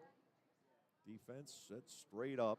Lair swings, pops this up behind the plate. Rye shields his eyes initially, comes to the backstop and watches that drop into the crowd. 2-2 to the Barnstormers' designated hitter, Trace Lair. Opening up the top half of the fifth inning, the Barnstormers, again, they travel home after this game for a quick overnight in Lancaster before setting out on the covered wagons tomorrow. Heading out west. 2 balls, 2 strikes. To Lair, ball 3, inside and low, a full count. If we went straight, and this is per the Ducks folks who have made the trip and actually have that trip coming up 3 times in the month of July, believe it or not. 3 separate trips to Lexington from Long Island. Takes 13 hours from here. Foul back, full count on Lair. They have to stop twice and change drivers once.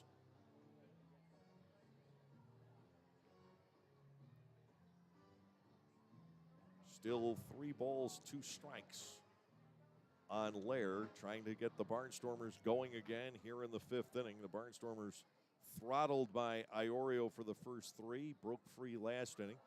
Lair with a foul ball that hit off the base of the upper level and back down into the crowd. It is possible to get a ball in the booth here, but you really have to thread the needle. I haven't seen it happen. Lair got awfully close to nailing me at Staten Island.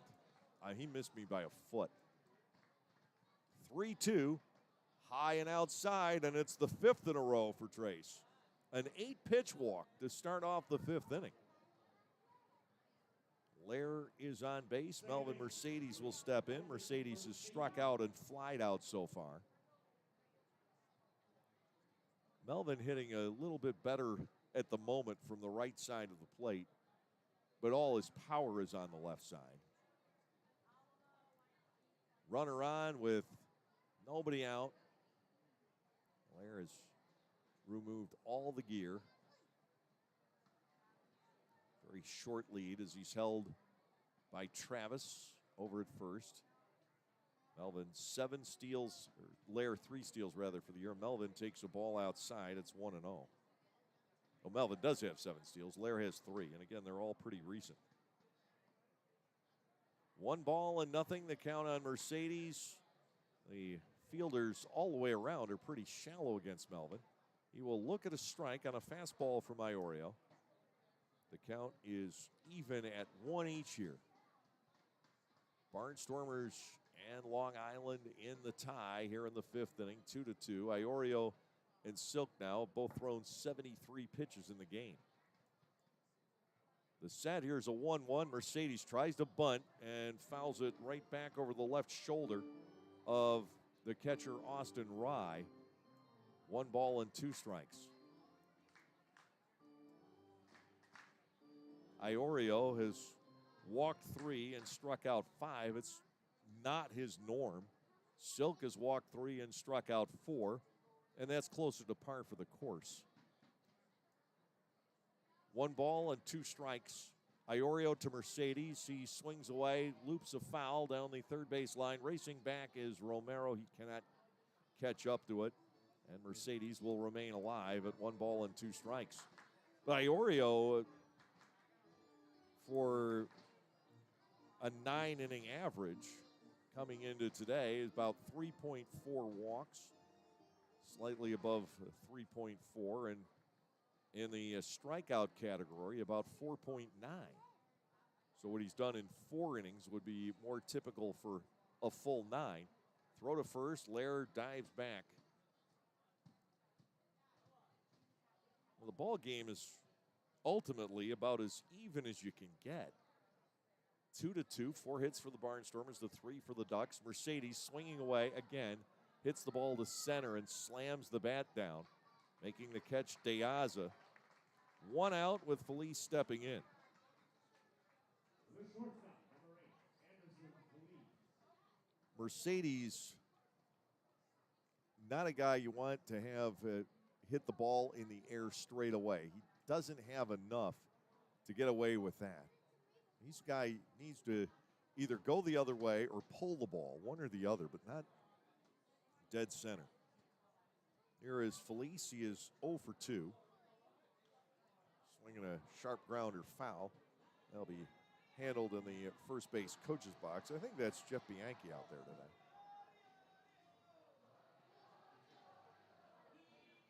Hoodie, sunglasses. It's in the 80s. It's actually warmer than I thought. It's 86 here in Central Islip today. A lovely day. Early summer. Pickoff throw to first. And again, Lair is back in. Felice batting. Kelly Dugan waiting on deck. 2 all here in the 5th inning. Infield looking to turn 2 against Felice. The 0-1 taken for a second strike. It is 0-2. Iorio with a far higher strike percentage than Silk, even though they both walked 3. 2 strikes to Anderson Felice. He'll take one upstairs. He tried, did Iorio, to get Felice to climb the ladder. That one a few inches higher than the last pitch. Anderson, savvy and laid off.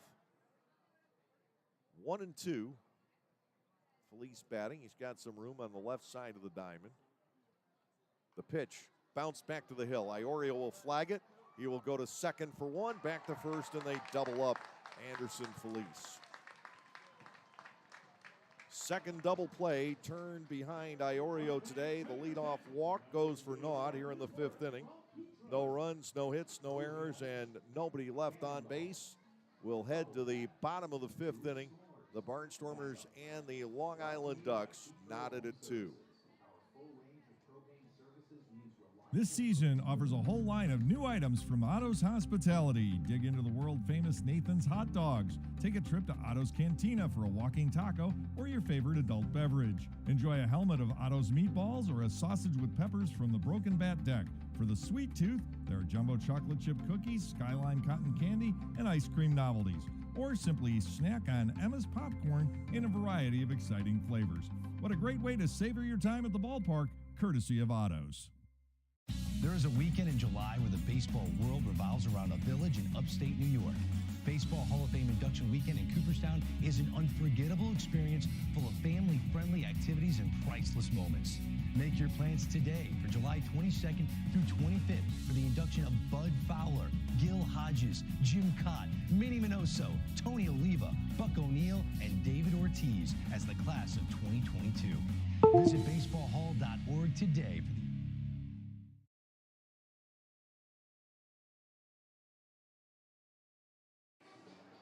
Top of the order to face Augie Silk as we go to the home half of the 5th inning. Tied at 2, all the runs coming in the fourth inning. A very long half inning both ways. 24 pitches thrown by Iorio, and Silk threw 34. They were settled back in. Iorio with a 3-batter fifth inning. The Barnstormers grounding into their second double play.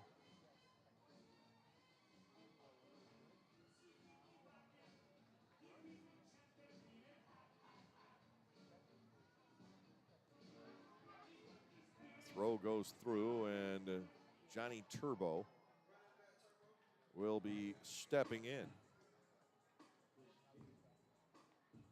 Leading off, the designated hitter, number 14, Johnny Turbo is 0 for 2. He has popped out and he has struck out. Silk has given up 3 hits, 3 walks. He's hit a batter.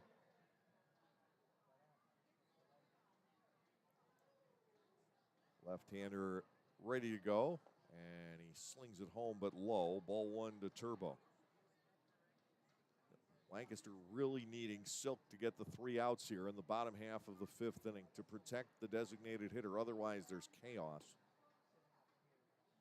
Barnstormers pitchers have 14 at-bats this season, including 1 as a pinch hitter. Oscar De La Cruz used once to bat. 2-0 pitch comes through, a strike taken. Turbo was trying to back out. He didn't get the timeout from J.B. Torres. 2 balls and a strike. But you look at the Ducks, they've had a pitcher bat once. The Barnstormers, 14 at-bats. So 1 hit, De La Cruz has that. Bouncing ball to third. Charging it is Cordero. The throw right on line. Turbo is gone, 5-3. And L.J. Mazzilli will step in. Mazzilli hit by the pitch back in the 4th inning, and then the Barnstormers lost him in a rundown. left fielder, number 13, L.J. Mazzilli. They failed to pin him in with the roadblocks, did the Barnstormers. And by him escaping, it allowed Long Island ultimately to go on and score the 2 runs.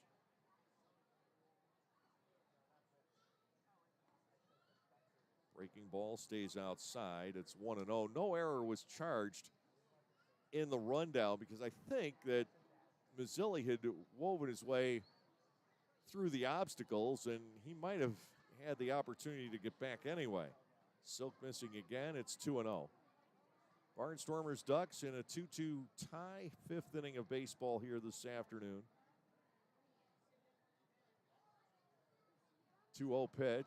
Mazzilli lifts this into foul territory. Peroni picking it up late and couldn't quite manage to get there. Peroni didn't know where it was, and Shaver wasn't close enough to help out. You almost have to pick up the direction of a pop-up like that off the bat. It did drop into the field of play.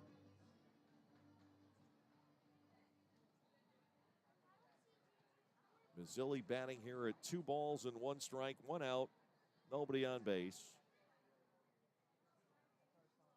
Silk into his motion. Next offering, squirted foul off to the left again. And this one safely into the seats.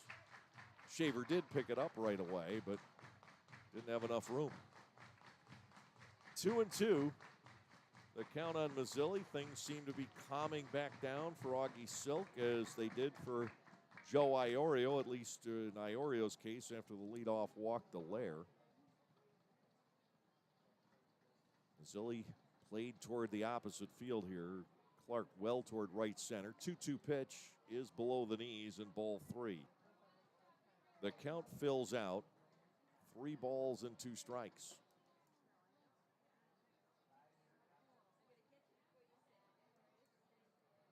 Silk has his sights set. Here's the payoff, and he walks Mazzilli. That is the 4th issued by Silk in the game. Here's Deaza, who has a bat hop single and a strikeout. Center fielder, number 33, Alejandro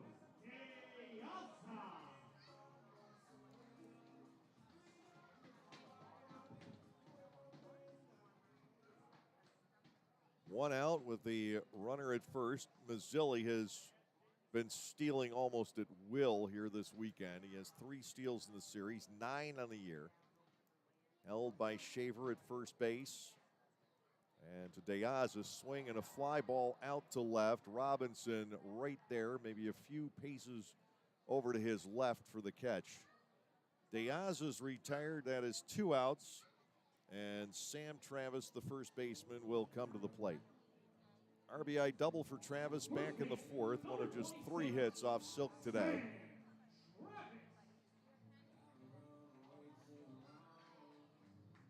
Augie gave up last time 10 hits and only 2 walks in 6 innings at Southern Maryland. Today, the walks more in play and the hits have been reduced, and more often than not, that's been the story this year for Augie. Here's a pitch to Travis. Swatted foul, nearly straight back, a little to the right. 1 strike on the hot first baseman, Travis. His bat is scorching right now, just like Kelly Dugan on the Barnstormers side. It will be Dugan leading off the 6th inning once Long Island retakes the field. 0-1 to Travis. Silk looks toward first, and the pitch, strike 2 to the outside corner. Scoreboard picked that up as a ball, but I'm pretty sure JB Torre, yeah, that was strike 2. Scoreboard posted 1-1. I saw that right arm come up. 0-2 to Travis. Silk looks toward first. Mazzilli goes. The pitch is nailed foul to the right. And LJ Mazzilli will be forced to retreat here. 0-2. The count on Sam Travis, one-time major leaguer. Played for the Boston Red Sox, 17 through 19. Appeared in 111 games, batted .231. It's 7 home runs. 0-2. Silk looks toward first to Travis. It is low, and ball 1. Augie will make Ross Peoples' life so much easier if he can get this 3rd out here in the 5th inning. Lancaster with just Sean Dunston Jr. on the bench today.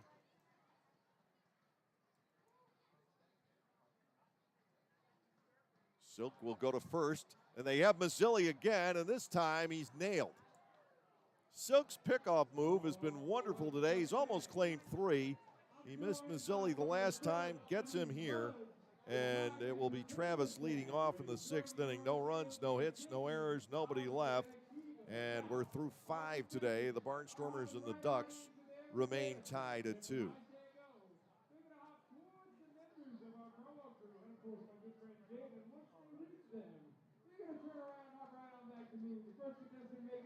There is a weekend in July where the baseball world revolves around a village in upstate New York. Baseball Hall of Fame induction weekend in Cooperstown is an unforgettable experience full of family-friendly activities and priceless moments. Make your plans today for July 22nd through 25th for the induction of Bud Fowler, Gil Hodges, Jim Cott, Minnie Minoso, Tony Oliva, Buck O'Neill, and David Ortiz as the class of 2022. Visit baseballhall.org today for the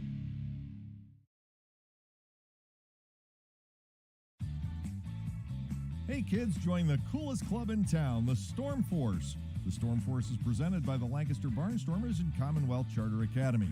For only $25, kids under 12 get an entire summer of Barnstormers fun with 12 game tickets, a t-shirt and bag, the chance to go first when kids run the bases, exclusive activities, and coupons from Dutch Wonderland, Chocolate World, and more.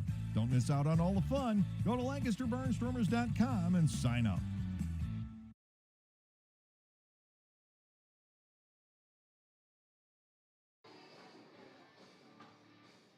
To the top of the 6th we go. Dugan, Cordero, and Clark will be the hitters. The Barnstormers will get to keep the walking man, Trace Lair, in for the remainder of the game.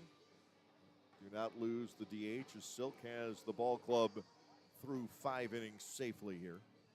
Iorio has done likewise for Long Island. We do not have an update on Jake Hoover's situation.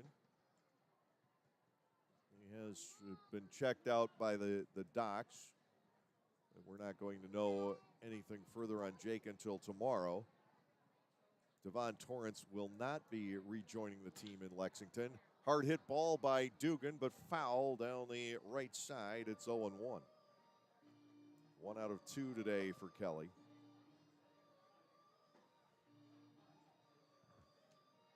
So the Barnstormers obviously are talking about the very possible need to enhance the roster and get a player or two in.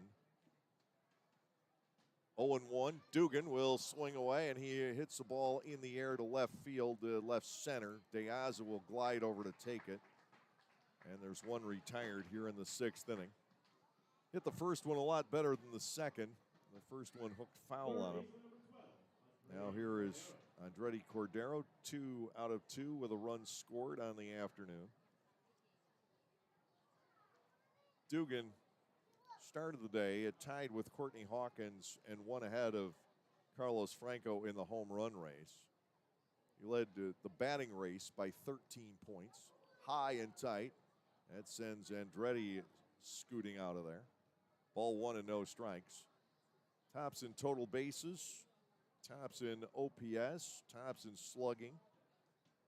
Second in runs batted in. And Cordero gets nailed with the second one, and he got hurt by that.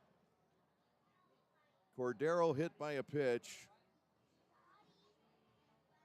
And the man who has played, he started every game for the Barnstormers this year, and Anya Holmberg is out to check him. It would just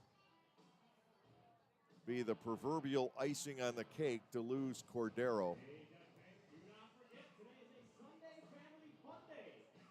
He got smoked on the hand or the wrist by Joe Iorio. It continues to pile up on this club. We don't know if Cordero will be able to stay in the ball game this afternoon or not. He's putting the helmet back on. That's a good sign. Barnstormers have a 1-out base runner here in the 6th inning, but a potentially very costly down the road base runner. Andretti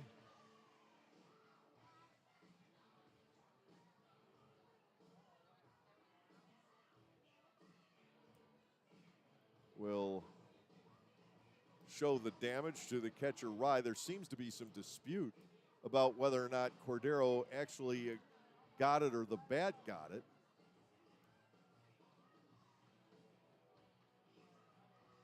And the umpires are huddling up to discuss it. J.B. Torres signaled to first base initially and does so again. So the HBP will stand, but what's more important here is that Cordero seems to be all right. Well, that was scary for a second. He is very instrumental to this ball club. If he had to come out of this game, you would have put Dunston in the outfield, moved Clark back to first, and Shaver over to third. Now, Ladarius Clark, I meant Dugan back to first. Fly ball out to left, an easy out on Clark for Mazzilli. 2 gone in the inning, and Colton Shaver, playing first base today, will step in. He is 0 for 1 with a walk. Boy, so good to see Cordero head down to first base. I don't know how he could have been replaced. He is a very good third baseman, and he has been a quality and just steady as they go bat. I refer to him as steady Andretti. And boy, has he been. 2 outs. Shaver stands in. Iorio with a quick pitch, deals low. It is ball 1. Iorio working in his 6th inning. I don't know if we'll see Silk come back out or not. 89 pitches for Augie through 5.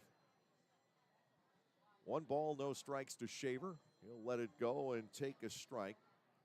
We draw even at 1 each. 4 hits for the Barnstormers today, 3 for the Ducks. We're in the top of the 6th. All the runs came in the 4th. 2-2 the tie. 1 ball, 1 strike. Shaver, we'll look at ball 2, down and away. Iorio has thrown more pitches than he generally will. His control has not been as sharp today as it typically would be. To Shaver, here's the 2-1. He just gets a piece of it, fouls it off. 2 balls and 2 strikes. But outside of the 4th inning, the liner by Felice to start the inning, Dugan's line single and right, Robinson's 2-run double into the right field corner. The Barnstormers have not made solid contact against Iorio. Cordero had an opposite field single, fairly well hit back in the 2nd inning. Shaver with a foul ball back into the net. He'll stay alive at 2 balls and 2 strikes. Barnstormers and the Ducks tied at 2. All 4 games the Barnstormers have lost to Long Island here have pivoted in the bottom of the 6th inning, all in doubleheader games. 2 doubleheader sweeps by the Ducks, and they have won all 4 games in the bottom of the 6th inning. 2-2. Shaver crowded inside, gets the count to full, 3-2. Cordero will be on the run.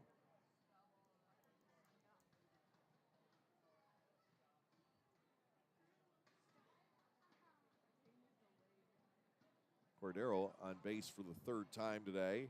Travis drops behind him with a 3-2 count and 2 outs.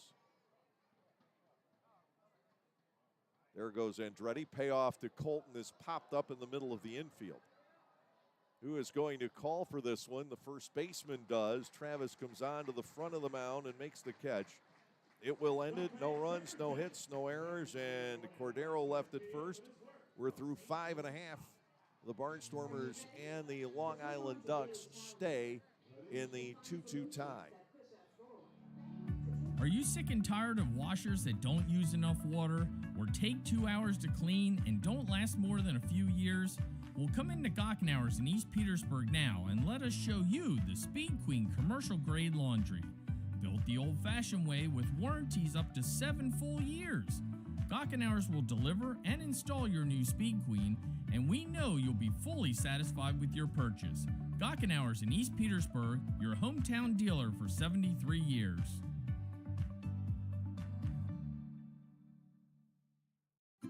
At Clipper Magazine Stadium, we have hot dogs and popcorn, peanuts, soda, and nachos. But what if, say, you are only 3 months old and mom wants to have a night out and watch the Barnstormers?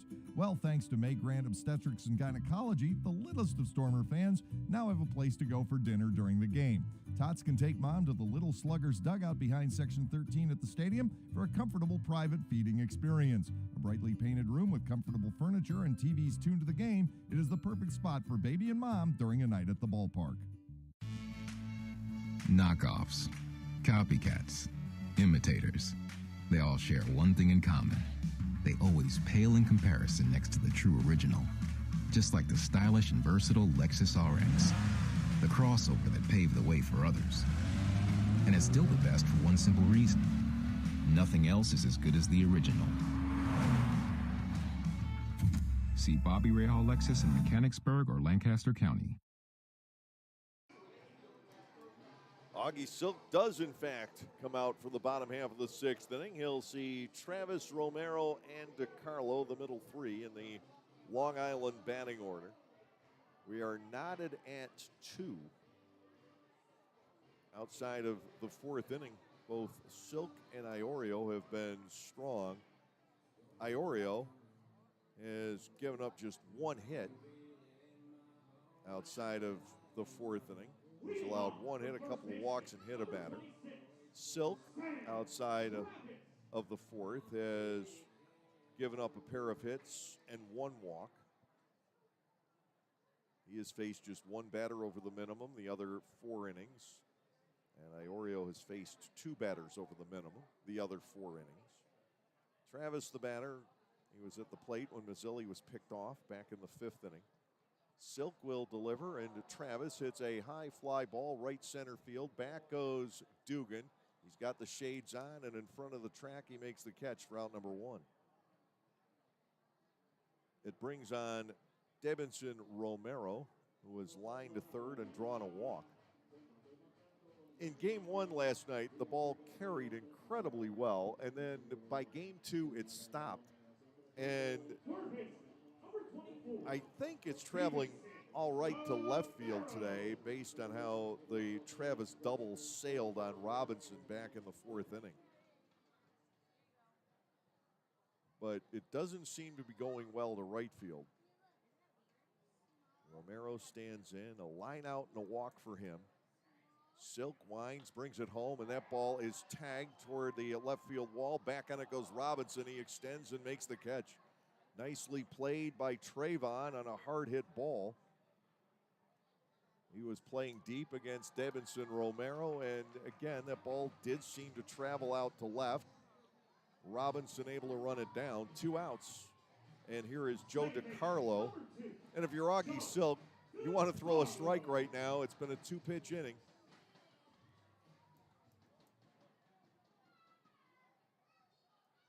A strikeout and a walk for DiCarlo, and he almost has to take a pitch or two here. Silk ready to go, and DiCarlo goes after it. He bounces it to Augie, underhand toss to first, and that's a 1-2-3 inning, and it turns out to be a breeze, and Iorio is forced to get right back out there. We're through 6 today here on Long Island. The Barnstormers and the Ducks remain tied 2-2. Localflavor.com, local flavor. Localflavor.com, local flavor. Excuse me, are you saying localflavor.com? Oh, yeah, it's where I save big bucks on all kinds of things. Home improvement projects, dining out, family fun, electronics, jewelry, clothing. I even bought my wife a fancy spa package for half price. Half price? Yep, you know all the deals you find in Clipper Magazine. I love Clipper Magazine. Well, they're all on localflavor.com too. And you can get them right on your phone thanks to localflavor.com's mobile app. Here, take a look. Well, this app is amazing. Look at all these restaurants, amusement parks, car washes, fitness centers. This is worth sharing about. Exactly. Localflavor.com online, the Local Flavor mobile app, and Clipper Magazine together. It's like a triple play. Do the cheer again. I'm in. Localflavor.com, local flavor. Come on, everybody! Localflavor.com, local flavor. Localflavor.com, local flavor.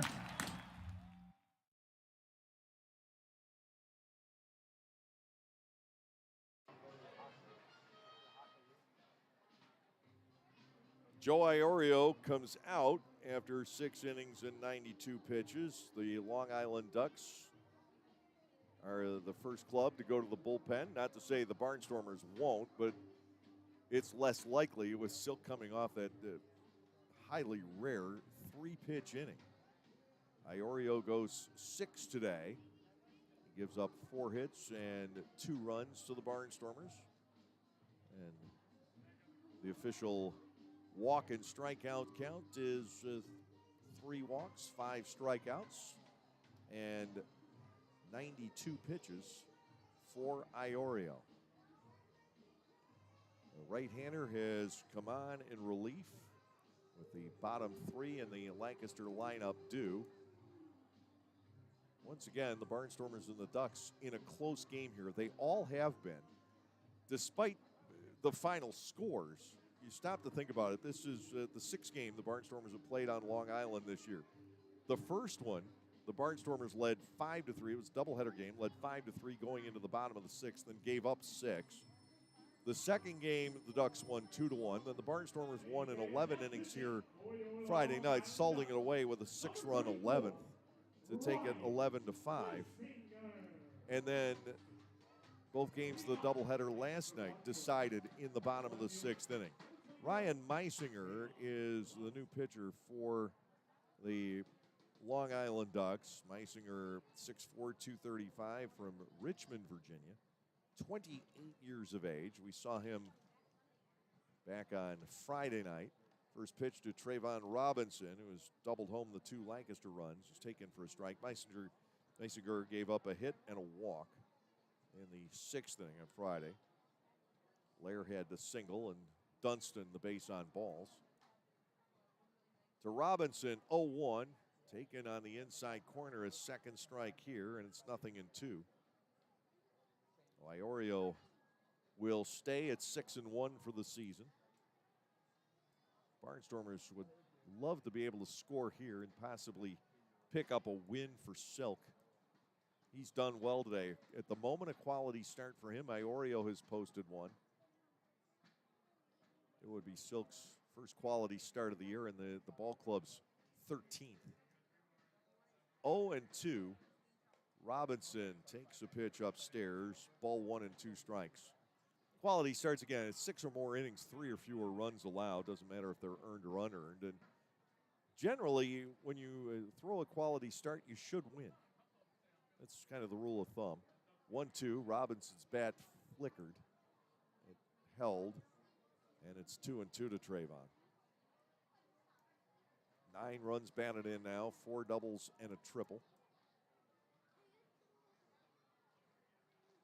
Robinson joined the Barnstormers at the beginning of the 12-game homestand. We're now toward the end of the 12-game road trip, but still 3 to go.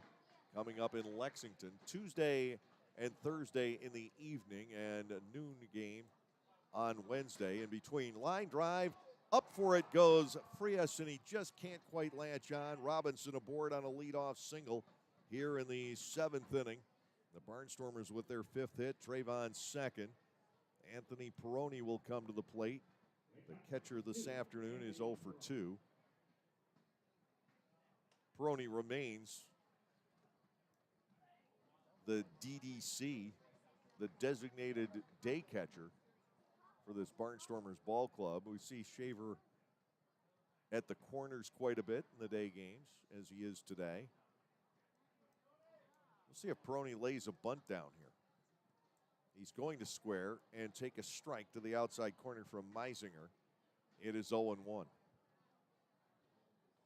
Silk has 91 pitches today through his 6 innings of work. I don't know that he'll come back out for the 7th. Frias, Woodcock, and Rye, the scheduled hitters. He just might. 0-1. Peroni tries to bunt, but it's foul up the first baseline. Second strike, it is 0-2. So much for that plan. The Barnstormers will have to go to the alternate.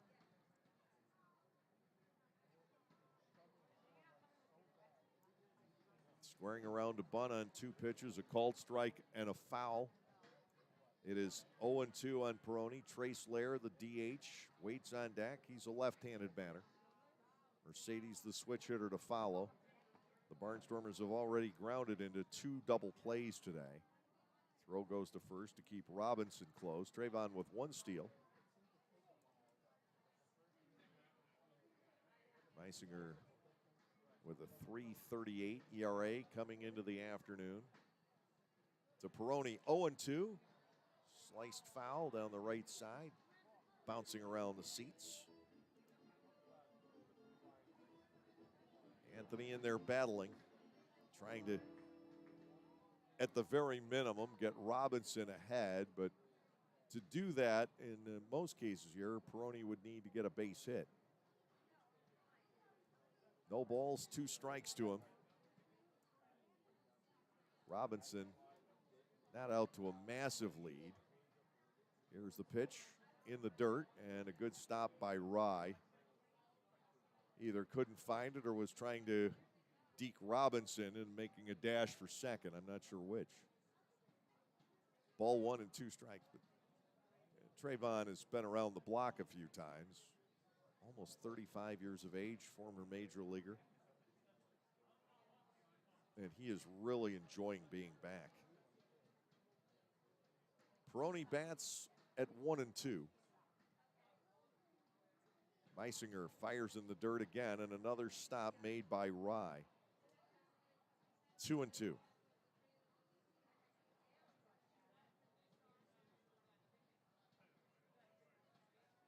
Peroni has worked his way back into the count here in the 7th inning. Runner on, nobody out. Robinson has not made any move towards second base. There's a throw to first, and again, Trayvon in with a dive. Outside of the 4th inning, the pitchers have entirely dominated this game.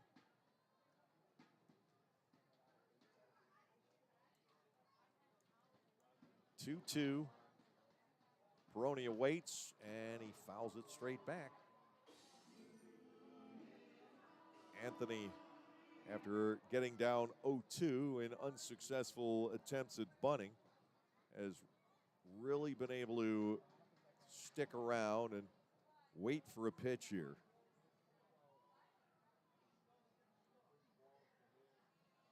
Robinson still being held at first by Travis. They could have developed a very close relationship by now. 2-2, Peroni gets it in the air, a little pop fly out toward left. Charging in Mazzilli, it'll fall in front of him and behind Frias. Peroni rewarded for his persistence on that at bat, and Lancaster has runners at first and second with nobody out. 6 hits on the day.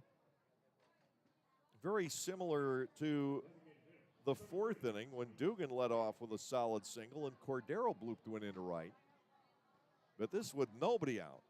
Lair, the batter, has walked twice, and you've got to think he's laying a bunt down here. 2 on with nobody out. Lair with 5 straight bases on balls. He does square around. The bunt is dropped down, and the catcher, Rye, will be on it. He'll get the out at first. Lair put that bunt in a good spot. They had no choice but to go for him.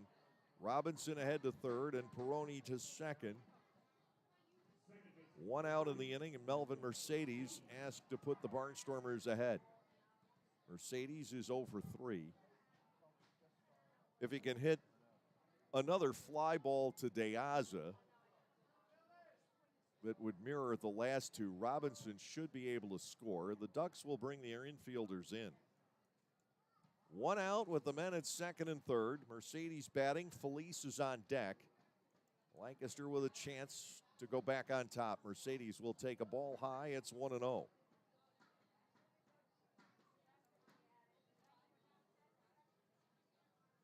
These are the situations where often this season the Barnstormers have struggled. Mercedes 3 for 6, driving in a runner from third with fewer than 2 outs. He looks at a strike. It is 1-1.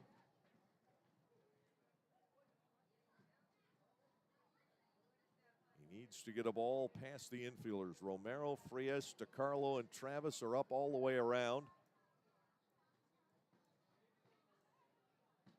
1 ball, 1 strike. Meisinger backs away and swipes at the rosin bag. Singles by Robinson and Peroni and a sacrifice have the Barnstormers 90 feet away from retaking the lead here. Ball 2 is outside and low, and again, Rye coming up with a big stop. It's become apparent that the Ducks pitchers can very much trust Austin Rye behind the plate. Man from Fort Myers, Florida. 2-1 here on Mercedes. The kick and the pitch. Ball 3 is inside, and again, Rye keeps it from getting through. Iorio didn't test him all that often, but Meisinger certainly has in this 7th inning. 3 balls, 1 strike to Mercedes. Felice in the on-deck circle. Lancaster a golden chance here in the top of the 7th inning. Robinson off third, Peroni off second. Here is the 3-1. Mercedes with a fly ball out to left straight away. Mazzilli coming on. He will make the catch. Here comes Robinson. Here comes the throw. It's offline. And Robinson able to score on the Mercedes sacrifice fly. Lancaster ahead 3-2. Robinson got back to tag, and Ross turned him loose. Mazzilli's throw might have been in time, but it was up the first base side. Well, the Barnstormers win on the gamble. They lead 3-2. Anderson Felice bats with Peroni at second and 2 outs. A well-played inning by the Barnstormers here in the 7th with the sacrifice and the sacrifice fly, just manufacturing a run following the leadoff single by Robinson. Now to Felice, who needs a base hit, a strike taken. It's 0-1.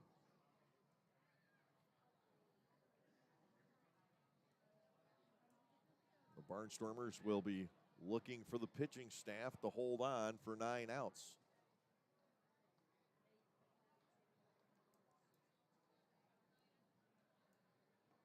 Felice has to jump out of the way. Ball 1 is inside, and another stop by Rye. He has been forced to bounce all around and back of the plate during this half inning, and nothing has gotten past him. Kelly Dugan in the on-deck circle. He has been fairly quiet the last couple of games after an explosion in Game 1 last night. Here's a 1-1. Strike 2, taken on the outer edge. And Felice turns away, trying to regain his thoughts.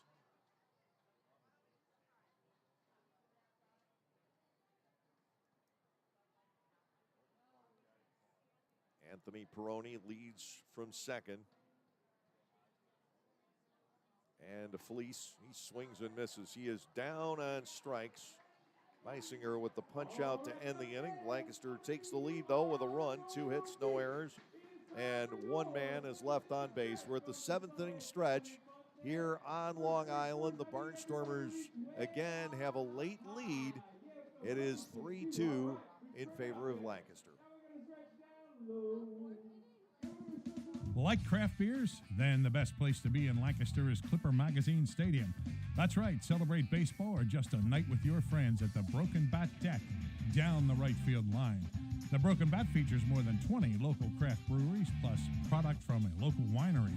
Food including Otto's Meatballs is sold off a pub-style menu. So get together, hang out with your friends, or make some new ones. Enjoy a night of craft beer sampling along with a Barnstormers game. Get out of the heat and dive under the sea this summer with Disney's Little Mermaid at Dutch Apple Dinner Theater. Join Ariel on her adventure from the sea through the human world. Based off a 1989 animated film, Disney's Little Mermaid will keep kids young and old entertained. Performances are Tuesday through Sunday with matinee and evening show options available. Each performance also includes a buffet-style meal prior to the show. Call Dutch Apple Dinner Theater at 717-898-1900 or visit us at DutchApple.com to reserve your tickets today. Well, Lebanon Ironmasters will be taking the field against Staten Island next weekend at Clipper Magazine Stadium. They will be dressed in alternate gear for the entire weekend. Come on by and pick up your Lebanon Ironmasters paraphernalia as we celebrate our neighbors to the north next weekend at Clipper Magazine Stadium. Great fireworks show planned for Saturday night. 4th of July will be spent in York for a 4:30 game over there. We have some odd starting times in York in July. 4:30 on July 4th, and then on July 22nd, we are playing a game at 10 o'clock at night. You heard that correctly. Not the second game of a doubleheader, but a single game starting at 10 o'clock. We've gotten clearances. By we, I guess I mean the Revs, the Barnstormers, innocent bystanders on this, but clearance has been granted by the Atlantic League and by the city of York to play that game late on the Friday evening. We go to the bottom of the 7th here today. The Barnstormers are up 3-2. Augie Silk will be facing Vladimir Frias.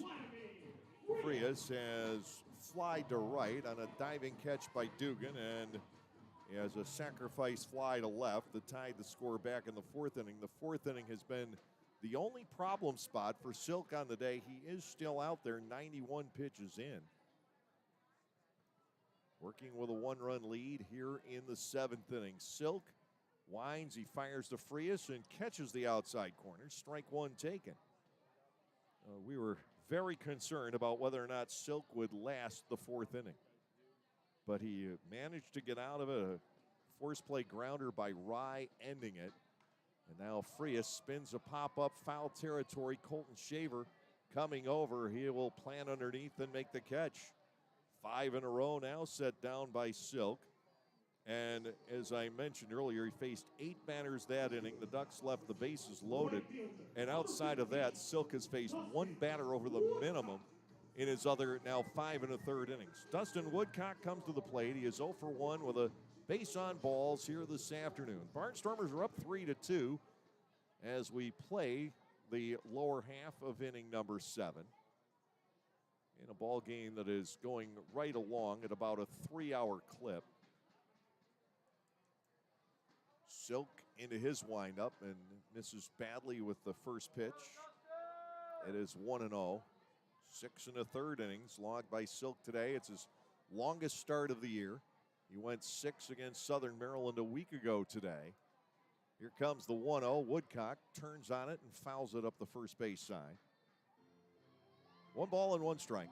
Barnstormers and Ducks done for the first half after today. Long Island has gotten on a pretty good run toward the end of the half, but nobody was going to catch Southern Maryland. Here's the 1-1 on Woodcock. Low and dug up by Peroni. Ball 2 and 1 strike. Bottom 7 here at Fairfield Properties Ballpark. Lancaster just taking the lead. A sacrifice fly by Mercedes in the top of the inning. In on the hands and fouled back. Good looking pitch from Silk, 2-2. We know that Augie's durable. He, at one point last year, threw in excess of 130 pitches in his start. Well, that ultimately is not the issue here. 2 balls and 2 strikes, but he's run aground in the middle innings. Today he got through it, and that's a very positive sign. 2-2, just low, ball 3 on Woodcock, a full count. Rye waiting on deck. York leads Staten Island 10-0 today in the bottom half of the 4th inning. Gastonia is up 7-2 over Southern Maryland in the bottom of the 5th. Wild Health 5-1 over Charleston through 4 1/2. A decent chance that Gastonia will wrap up the first half title in the South today. Fly ball center field. Dancing back on it is Clark. He'll manage it. And another out for Silk, the 6th in a row. 8 of the last 9. And he's been more than willing to use the outfielders today. As a matter of fact, the bulk of the outs have been in the air. We have seen a couple of infield pop-ups here and there also.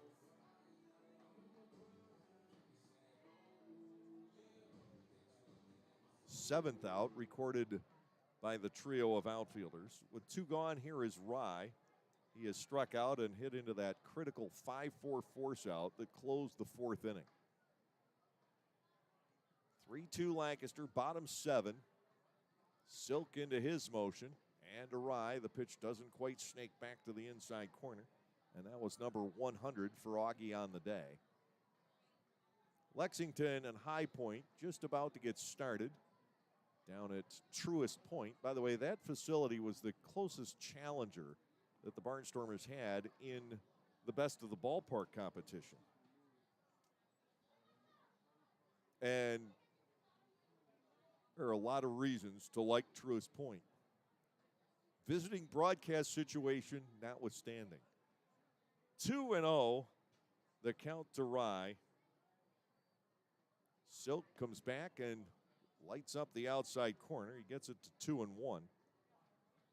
Johnny Turbo, the designated hitter, waiting on deck. Silk has had a great day. I think if he allows a base runner, you might be inclined to pull him. You don't want him risking ending up with the loss today. 2-1 pitch. Strike 2. That one did get back to the inner edge. Rye at 2 balls and 2 strikes. Silk has struck out 4 on the afternoon, but the last one was DeAza in the 4th inning. 2-2 to Austin Rye. Silk has his sights set on the target. The pitch, swing and a miss, and Silk records number 5. Nothing across in the bottom half of the 7th inning. This has turned into quite an afternoon for Augie Silk. He got over the speed bump in the 4th inning. We're through 7. The Barnstormers continue to lead by the score of 3-2.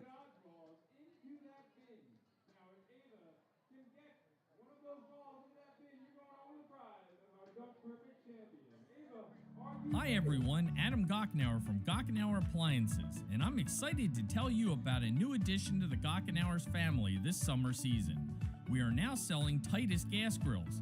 Titus gas grills gives you a high quality, all stainless steel grill at an affordable price, and the best thing is you can assemble it yourself in just 5 minutes.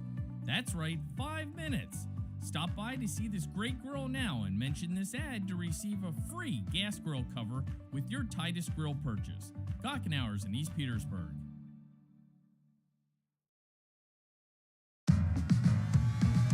Pennsylvanians are creating their own soundtrack thanks to PA Lottery Scratch-Off's Excitement's back. Pennies, nickels, dimes, or quarters, no matter your choice, scratching's always in order. With big top prizes and second chance drawings, thrills await. They're out there calling. If it's excitement you seek and you're looking for action, play the PA Lottery. And keep on scratching. Must be 18 or older. Please play responsibly. Benefits older Pennsylvanians every day.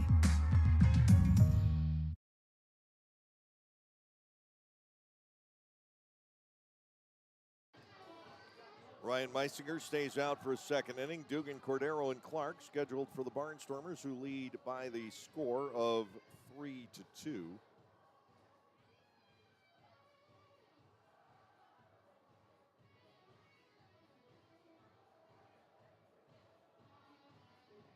Major League Baseball today, Miami has defeated the Mets. 3-2 was that final. Houston up 3-1 in the Bronx in the top of the 8th inning. Boston now with a 5-1 lead in the 7th inning at Cleveland.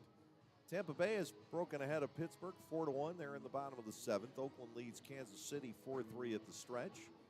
Minnesota is still ahead, but a good deal closer against Colorado. It's 5-3 in the 6th inning. White Sox at the 7th inning stretch up 4-1 over the Orioles. Milwaukee has broken on top, leading Toronto 8-3 at the end of 5. And the Cubs and the Cards are 5 apiece through 4. Washington up 6-0 at Texas in the bottom of the 4th. West Coast games just getting started. And Kelly Dugan, first pitch swing, he fouls off Meisinger to the left. No balls and a strike. Kelly today is 1 for 3. He's 1 out of his last 6 is Dugan. And it seems like he's in a terrible slump. That's how great of a year he's having. The 0-1 pitch crowds him inside. Meisinger and Dugan are even at a ball and a strike. Cordero on deck. He has not been retired in the game. Barnstormers with 6 hits to 3 for Long Island.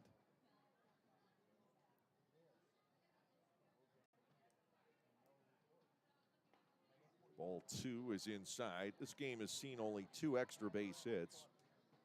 A 2-run double for Robinson and an RBI double for Travis on the other side. Dugan bats at 2 balls and a strike. The kick by Meisinger, the pitch, and Kelly tries to go oppo again. A lazy fly ball that is carrying some with the breeze. Mazzilli going back, and L.J. Mazzilli makes the catch, but he was pushed all the way back to the warning track by Dugan. 1 gone here in the top half of the 8th inning. Andretti Cordero will come to the plate, 2 for 2, and he's been hit by a pitch. And we were a bit concerned when he was hit by that pitch back in the 6th inning that he might be forced out of the game, but he was able to stay in.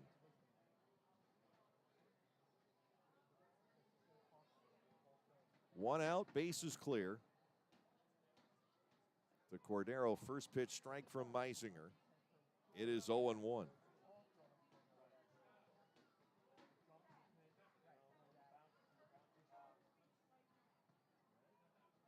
Outfielders are straight up against Andretti. The pitch slapped into right field. He's got his third hit. Boy, his stats are marvelous when he's also out in the field.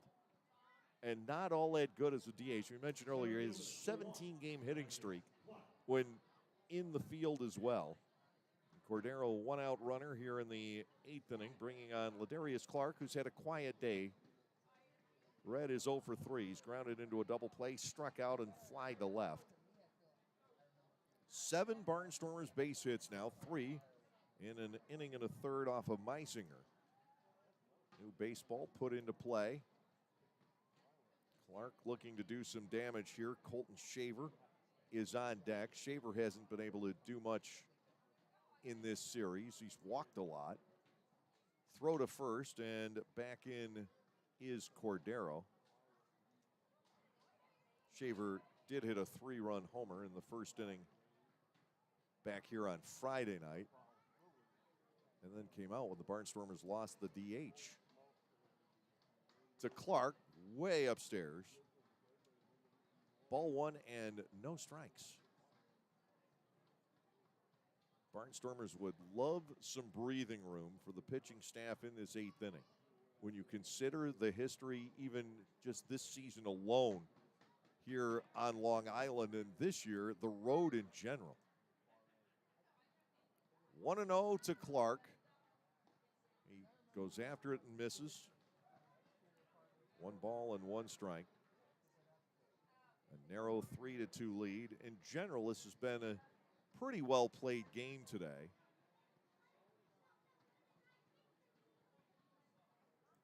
Neither side with an error, although the Barnstormers could have been charged with one. Clark fouls away the 1-1 offering. A second strike on Ladarius.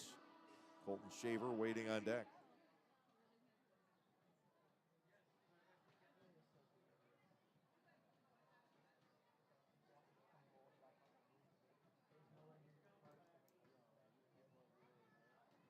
Andretti Cordero again off first base. He has stolen only once all year. Well, the Barnstormers are going to try to do this with the bats. 1-2. Clark swings and misses. Not the best of days for him. Second strikeout for Meisinger, and it's up to Shaver, who's 0 for 2 with a walk. But these are the kinds of ball games the Barnstormers need to win in order to make a run at the second half. You're not going to bludgeon people to death every day. The Barnstormers, in the bulk of their wins, have actually done that. So this is a situation, if the back end of the bullpen is built, you're in much better shape with a 3-2 lead in the 8th inning. Fastball for a strike to Colton. It's 0-1. But Schumann is still out. Graham is still out. Schumann expected back within the week. Graham maybe a little bit longer, hopefully, for the start of the second half. They were as good as gold, 8 and 9, and Graham was tremendous when he took over the 9th inning when Schumann went down. Colton Shaver with a swing and a miss. He trails 0-2. Andretti Cordero, the runner at first base. And it looks like you're better off trying to take Meisinger to the opposite field.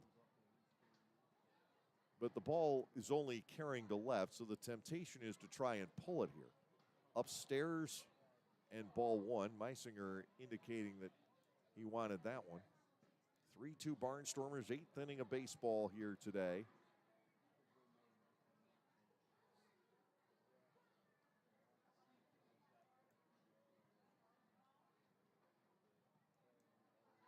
Shaver waits the 1-2. He grounds a foul over on the third base side, and we will continue with the 1 ball and 2 strike count. A lot of time on the bus over the next 4 days for this Barnstormer club. 4.5 days, if you will. We won't be getting back into Lancaster in all likelihood until about 7:30, 8 o'clock in the morning on Friday. Throw to first just to keep Cordero honest. Still 1-2 on Colton Shaver. Top of the 8th in a 1-run contest.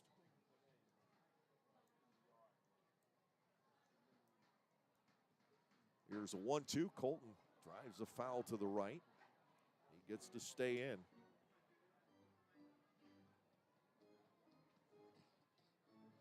In the 7th inning, Peroni had a battle against Meisinger like this and plunked a base hit into left, and that helped to build the go-ahead run. Eventually scored by Robinson on a Melvin Mercedes sacrifice fly. 1-2. Shaver lets it go. Ball 2 is high. We have a count of 2 balls and 2 strikes. Top of the order scheduled in the Long Island 8, Turbo, Mazzilli, and De Aza. Will Silk go back out? I got the impression when he went back to the dugout last inning that he wanted to. Fouled out of play to the right again. Shaver keeps a long plate appearance going.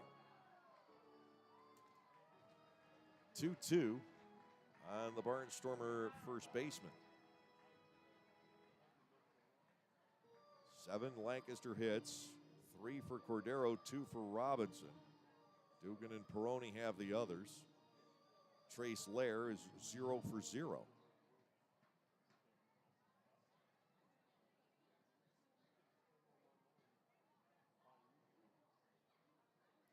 And now we're going to change first base coaches. Eric Manoah is going to head back in. Niall Ball takes the gear out there.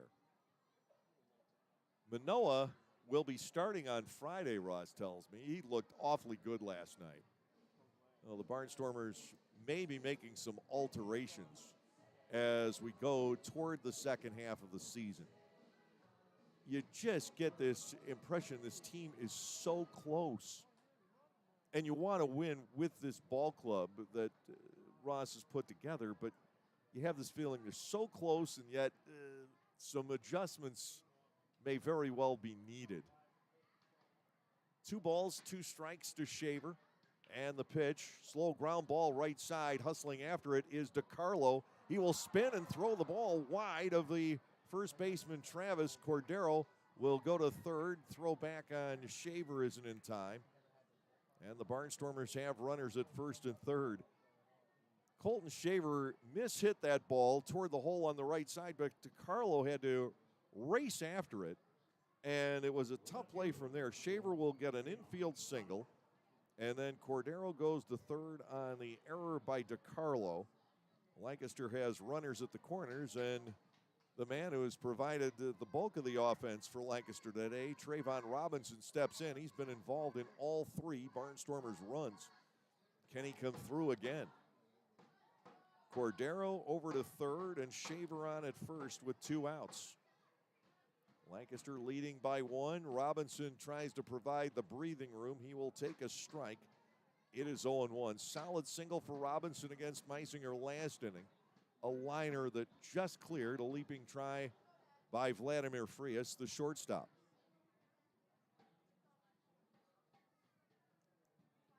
No balls, 1 strike. The kick and a Robinson. Swatted foul to the left. Meisinger has him at 0-2.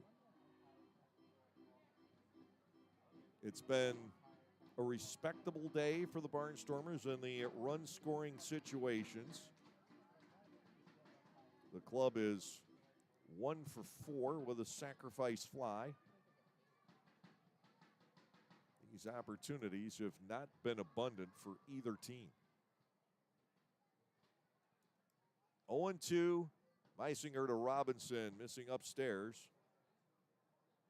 Ball 1, 2 strikes.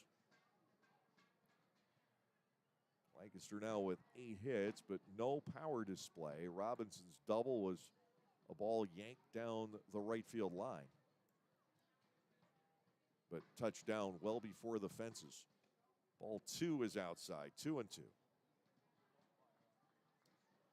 We've seen a couple balls get to the warning tracks today, nothing beyond that.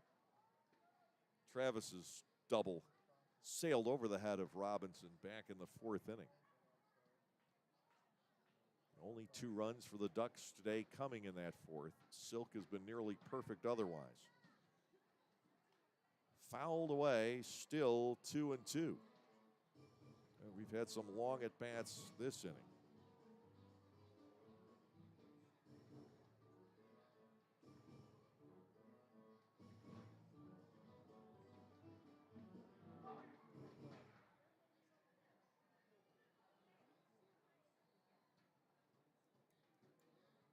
2-2. The kick, Robinson lets it go. They'll appeal, but get turned down by Freddie DeJesus. This will set Shaver free, 3-2.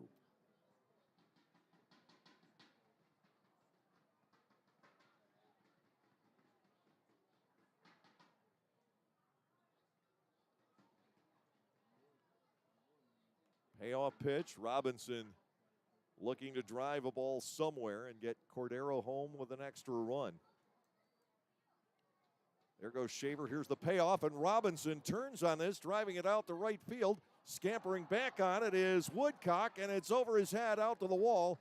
Cordero scores. Shaver's on his way. He's across standing Robinson with a big afternoon. He has his second double. He has driven in 4, and the Barnstormers lead 5-2. Trayvon Robinson with a breakout performance here on this Sunday at Long Island. 3 for 4, 4 runs batted in. He's at second base with 2 outs, and Anthony Peroni stepping in. Robinson has played a role in all 5 runs. He has scored the other. Peroni will try to pick him up from here. Lancaster ahead by 3 in the 8th inning. And it should make Ross's managerial decisions slightly easier. Outside to Anthony for a ball. It's 1-0. The question is, if Silk does come out of the game, then how do you set up the back end? We probably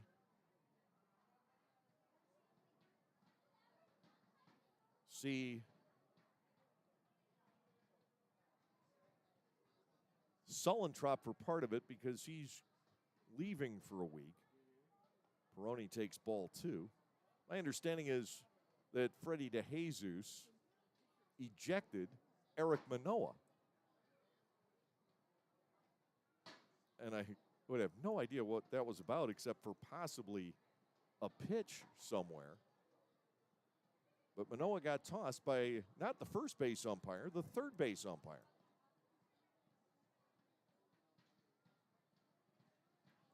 Two 2-0 on Peroni. And it is taken low, ball 3. Meisinger has given up 3 runs on 5 hits between the 7th and 8th innings. The hardest hit balls in both frames off the bat of Robinson. He's been swinging it reasonably well left-handed despite the slump. Right-handed's been another story. 3 balls, no strikes. Peroni could get green lighted here. He is. It's popped up into foul territory. Shielding his eyes is Rye. He had no play on it. Ball bouncing up in my neighborhood. So it's 3-1 to Peroni. It's the second time that we have seen him have the green light at 3-0 in this series. We thought when we saw it last night that it didn't make any sense. Here it does. 2 outs and a runner at second.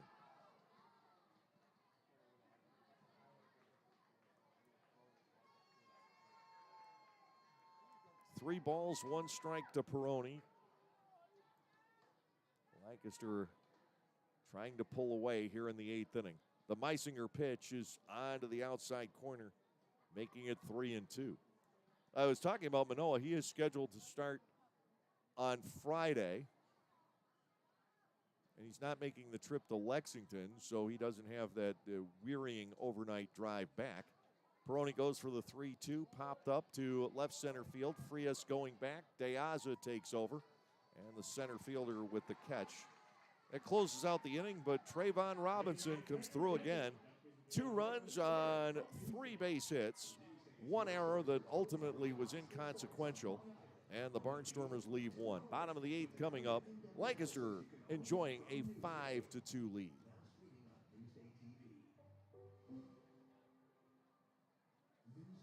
It's no longer about answering the most emails or pulling the most all-nighters. It's about prioritizing what's most important. Hey, Lexus, give me directions to Eagles Peak Hiking Trail. Calculating route. That's why the Lexus NX has an interface engineered to understand you and an available 14-inch touchscreen that's simpler and more intuitive. The Lexus NX. See Bobby Rahal Lexus in Mechanicsburg or Lancaster County. Availability and accuracy of navigation system depends on many factors. Data charges may apply. There is a weekend in July where the baseball world revolves around a village in upstate New York. Baseball Hall of Fame induction weekend in Cooperstown is an unforgettable experience full of family-friendly activities and priceless moments. Make your plans today for July 22nd through 25th for the induction of Bud Fowler, Gil Hodges, Jim Cott, Minnie Minoso, Tony Oliva, Buck O'Neill, and David Ortiz as the class of 2022. Visit baseballhall.org today for the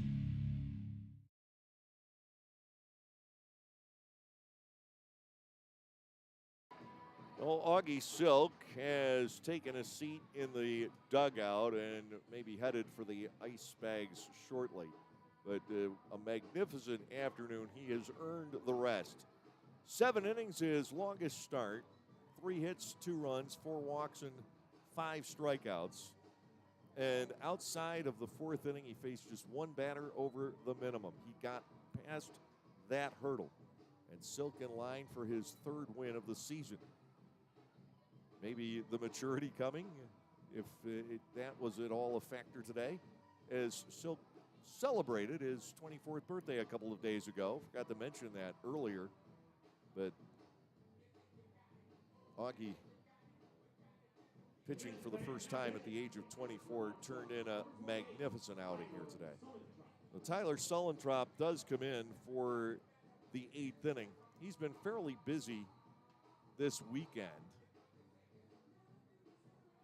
Sullentrop has been in the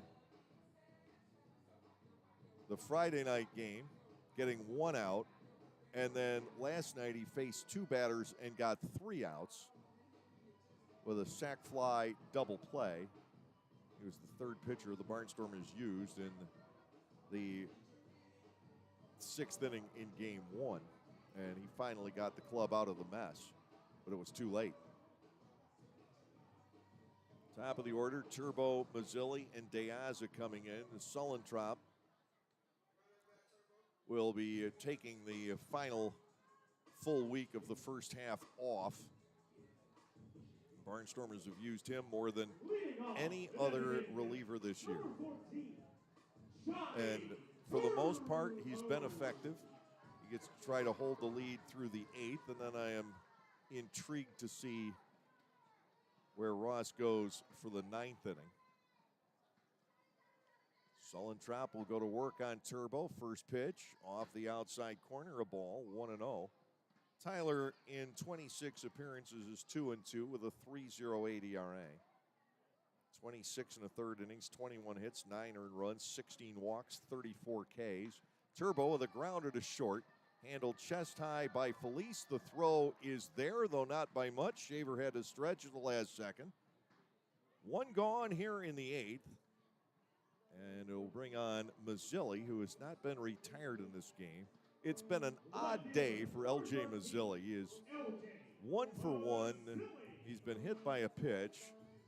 He has gotten caught in a rundown, leaving too early on a steal attempt, but got back into first base, and ultimately it's as if it never happened, nothing officially recorded. Then stole second, and then the last time he did get picked off by Silk over at first. First pitch strike from Sullentrop to Mazzilli. It is 0-1. 1 out here in the 8th. Barnstormers with the 3-run lead. Robinson and Silk the stars of the day. Hopper to short.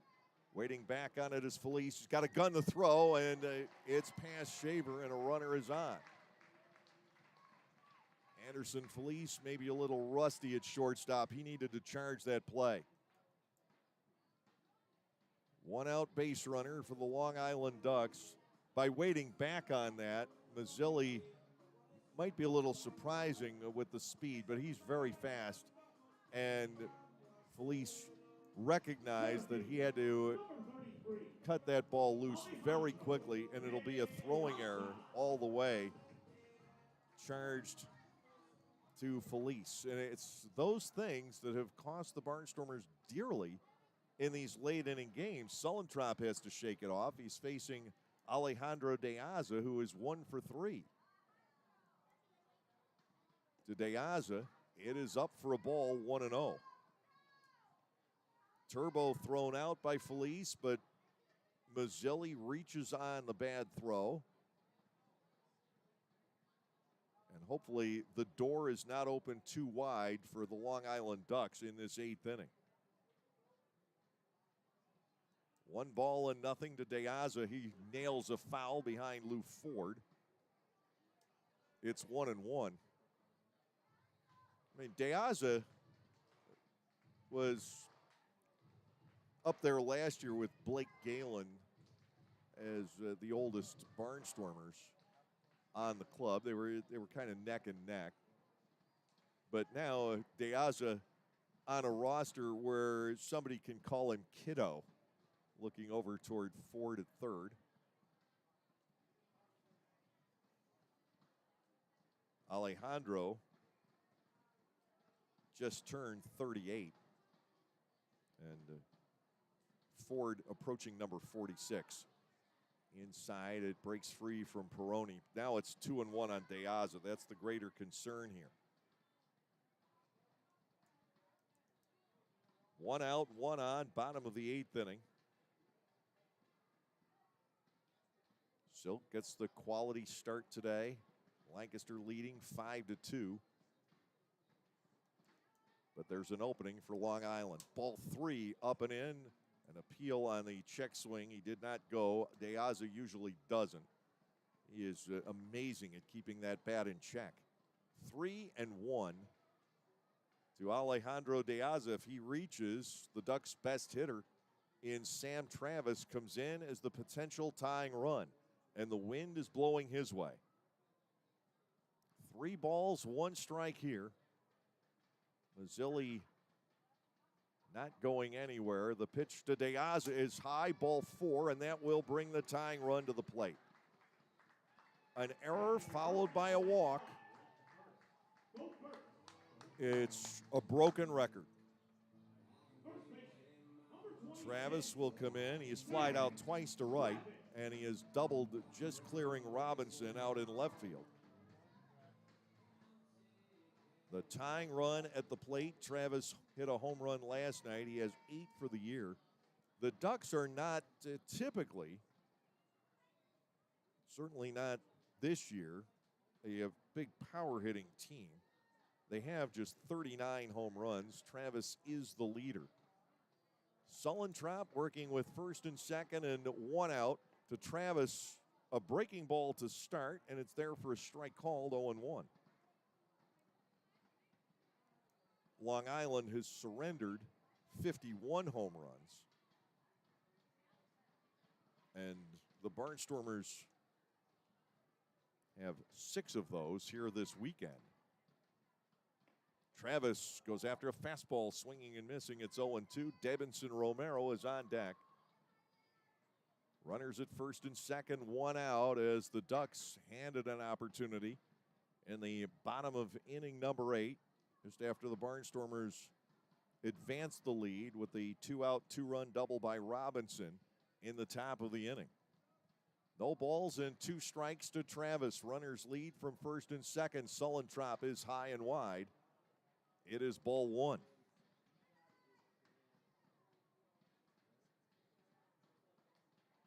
Sullentrop had the opportunity for a save against Southern Maryland a week ago last night. He was 1 out away from it, and then things fell apart. 1-2. Ball 2 is outside. Sam Travis back in the fight at 2-2. And no, he was called out on that. I didn't see it from Torres. He goes away shaking his head. Big strikeout for Tyler Sullentrop. Now Davidson Romero steps in. Romero is a loud 0 for 2. He is a loud 0 for 2. Liner right to Cordero and a deep line out to Robinson, who had to extend to reel it in. Back in the 6th inning. 2 outs and 2 on. Tying run at the plate. Sullentrop will deal. That's a strike. It is 0-1. I forgot about this with J.B. Torres the other night. His third strike call is virtually invisible from back here. And that's the first one he has given all day. 0-1. Sullentrop with a breaking ball, grounded to short. Felice to Mercedes, and Tyler Sullentrop gets out of the inning. A job well done by the 25-year-old Floridian, staying out of trouble after the error might have opened the way to a big inning. No runs, no hits, an error. 2 men are stranded. We'll head to the 9th inning here this afternoon. It is Lancaster 5 and Long Island 2.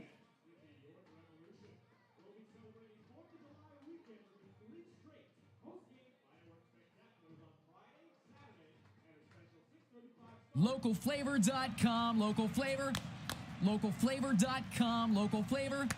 Excuse me, are you saying localflavor.com? Oh, yeah, it's where I save big bucks on all kinds of things. Home improvement projects, dining out, family fun, electronics, jewelry, clothing. I even bought my wife a fancy spa package for half price. Half price? Yep, you know all the deals you find in Clipper Magazine. I love Clipper Magazine. Well, they're all on localflavor.com too. And you can get them right on your phone thanks to localflavor.com's mobile app. Here, take a look. Well, this app is amazing. Look at all these restaurants, amusement parks, car washes, fitness centers. This is worth sharing about. Exactly. Localflavor.com online, the Local Flavor mobile app, and Clipper Magazine together. It's like a triple play. Do the cheer again. I'm in. Localflavor.com, local flavor. Come on, everybody! Localflavor.com, local flavor. Localflavor.com, local flavor.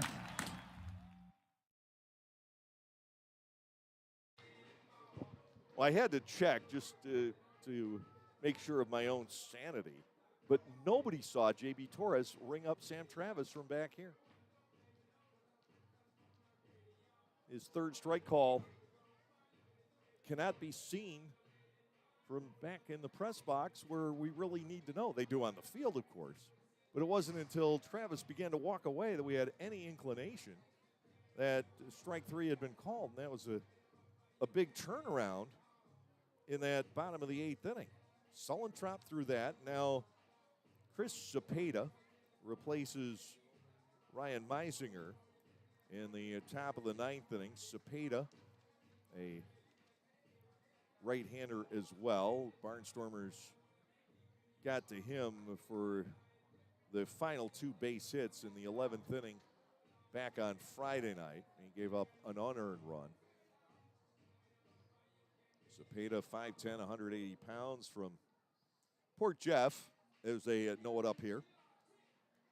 Port Jefferson, where the ferry docks on the south side of Long Island Sound. 1-0 is Cepeda in 8 appearances. 4.09 ERA, 10 hits in 11 innings. He has walked 5, and he has struck out 8. Trace Lair, Melvin Mercedes, and Anderson Felice are the scheduled hitters for the Barnstormers in the 9th. If Lancaster scores again, they will deny anyone other than Sullentrop a save opportunity. Barnstormers with the 3-run lead here.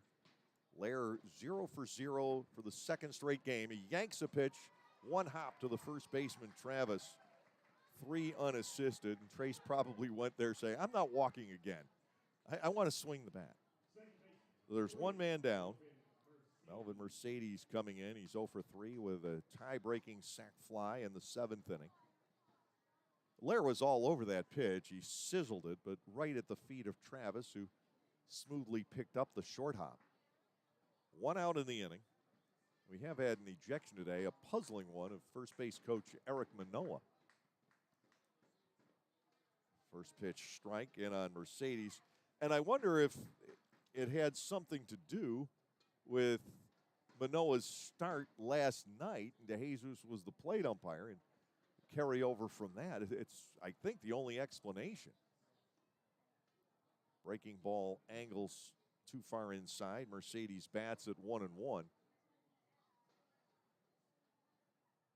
Eric pitched pretty well last night.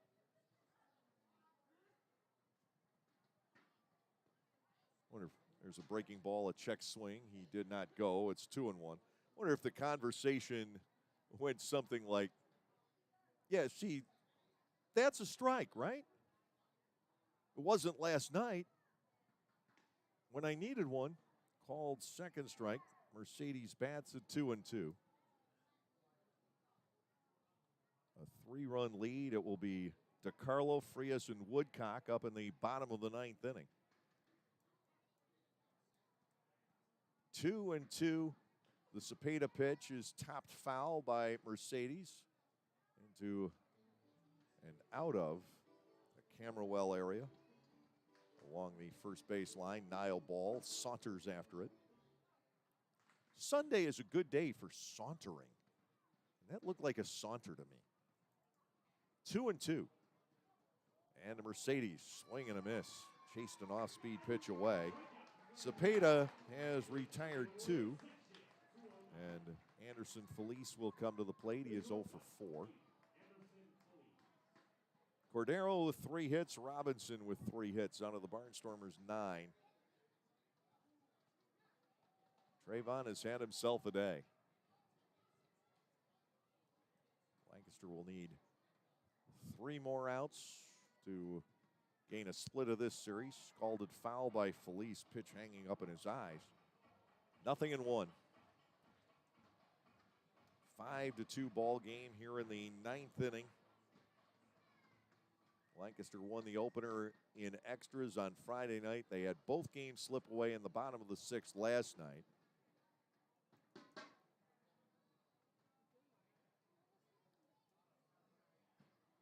One strike to Anderson Felice. Cepeda's pitch cut on and missed. It is 0-2. Cepeda's effectiveness comes from a bit of a different arm slot, and he hides the ball pretty well from there.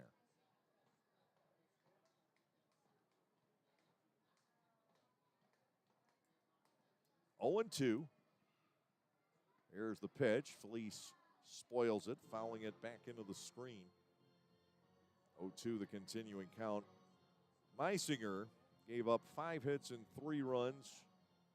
Struck out 2 in his 2 innings of work.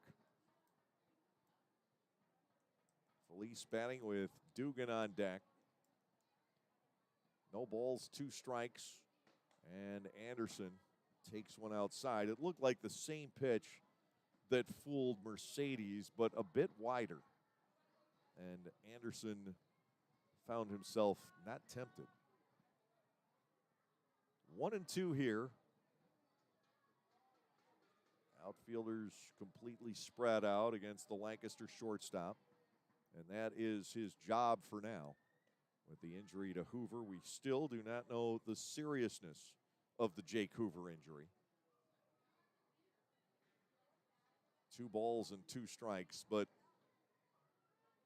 the coaching staff, I know, is concerned about it, 1, and 2, trying to deliver plan B. Felice, a fly ball out to right.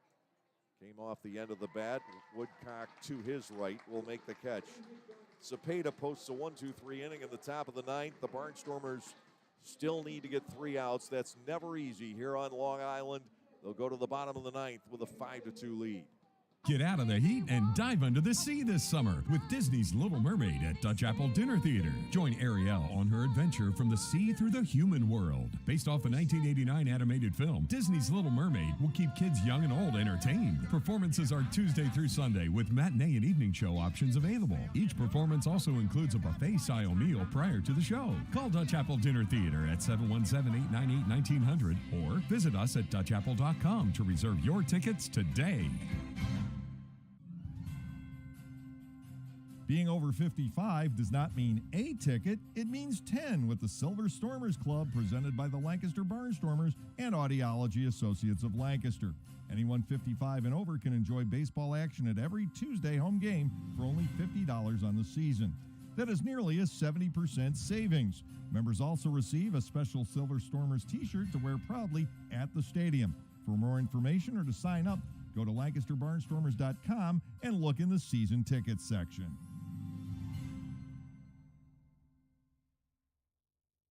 Lancaster trying to come out of Long Island with a split, and they're going to entrust the 9th inning to right-hander Wes Tunnell. Tyler Sullentrop will get a hold for his work in the 8th. Nicely done. He gave up a walk, but had to get 4 outs because of the 1 base on balls, and he got a couple of big hitters with the tying run at the plate in that 8th inning following the error in the walk. So Tunnell will try to close things out today.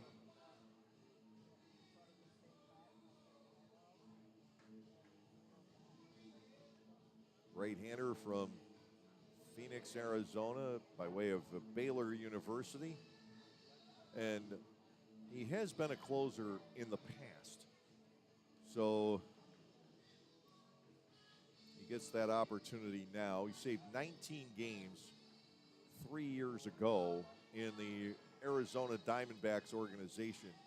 2019 was a golden year for Tunnell, and they had to be thinking about a fairly serious promotion for him just based on the numbers that he put together between High A Visalia and Double A Jackson that year. He had a 1.19 ERA through 45 and a third innings over 43 games, 28 hits, 21 walks, and 60 strikeouts. And then the pandemic hit. So there's no telling where he would have gone in 20. They did move him to AAA last year, but by that time, maybe he was out of rhythm. He did not pitch well in 2021. First pitch here, missing to the second baseman, DeCarlo. 0 for 2 with a walk here today. 1-0 the count from Tunnell. The Barnstormers giving somebody else a look at a closing role. 1 ball, no strikes. Tunnell to the plate. DeCarlo fouls it away. And we are even at 1 ball and 1 strike. West, as a Barnstormer in his 14th game, no record and a 2.87 ERA, 8 hits, 5 runs in 15 2/3 innings. He has walked 10, and he has struck out 15. Not a terribly hard thrower. A little bit more of a finesse guy. 1 ball, 1 strike. And DeCarlo, ground ball left side. Into the hole goes Felice, and he can't find the handle. And the leadoff man is on here in the 9th. Tunnell getting the ground ball. Felice chasing it into the hole. He's had a little bit of a rough time at short today. And we'll get a ruling on that. Meanwhile, Vladimir Frias, the shortstop, will come to the plate. So again, the door is open. An error last inning, and that could go down as 1. Felice got around behind it in the hole and lost the grip. Vladimir Frias checking in. 0 for 2 with a sacrifice fly for him today. And the ruling still has not been posted on that last play. Tunnell will go back to work. And to Frias, it is fouled off. No balls and a strike. It will be a base hit of the infield variety for DeCarlo. But still a play that could have been made. At some point, I truly think this team is going to become confident in these late inning situations, but just they make mistakes. To Frias, 0-1, taken high. Ball 1 and a strike. The lefty batting Woodcock, who has plenty of power, waits on deck. 5-2, Lancaster leading. Silk and Sullentrop have gotten the club to this point. 1 ball, 1 strike to Frias. The set, Tunnell to the plate. Ground ball second, could be 2. To Frias, 1. Vladimir back to first. A high throw, but Shaver pulls it down, and it's a double play. 4-6-3, 2 outs, and just 1 left to get for West Tunnell. Ground ball right to Melvin Mercedes. You couldn't have asked for a better result. And Woodcock will step in as the final hope for the Long Island Ducks today.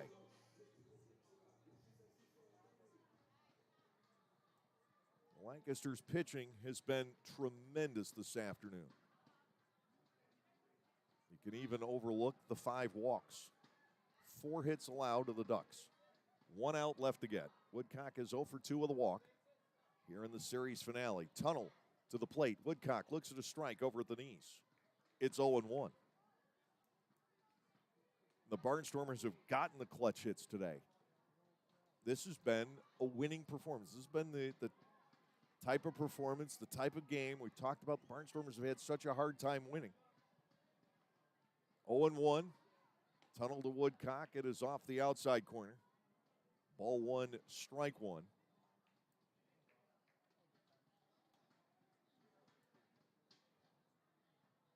Tunnel, who has all of that hair tied up, a lot of it tucked underneath the cap, and a little bit of hair all tied together out from the back. Ball 2 is up on Woodcock. It is 2-1. Austin Rye, the catcher, waits on deck. Lancaster up by 3, looking for the final out here in the 9th inning. Oddly, in this season series, the Barnstormers are 0-4 in 7-inning games and 4-0 in 9-inning games, and hoping to make that 5-0. It's an interesting little factoid for the Barnstormers and the Ducks. 2 balls, 1 strike to Dustin Woodcock. Tunnel to the plate. High and again off the glove of Peroni, 3-1. And even after the double play, this game has not been locked down, as Tunnel has missed badly with his last 2 tosses.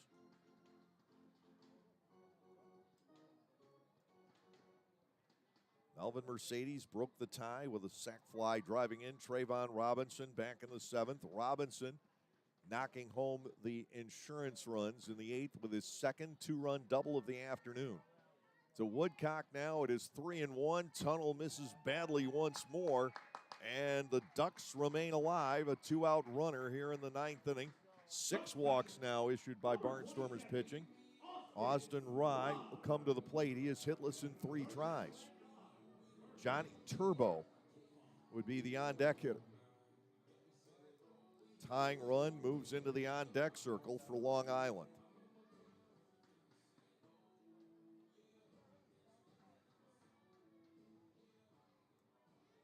Outfielders are spread around. No need to go into the no doubles right now because the tying run is still on deck. Slider for a strike. Tunnel gets ahead of Rye at 0-1.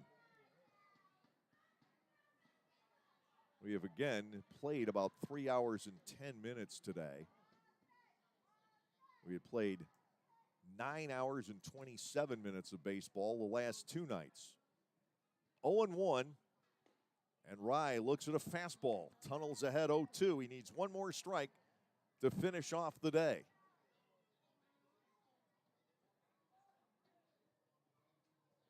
0-2 on Austin Rye. Woodcock the runner at first. The Barnstormers do hold him to keep the force play intact.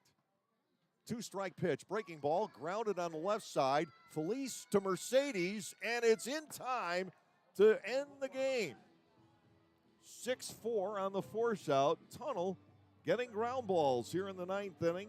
The Barnstormers are able to split the series here on Long Island, which is no easy feat.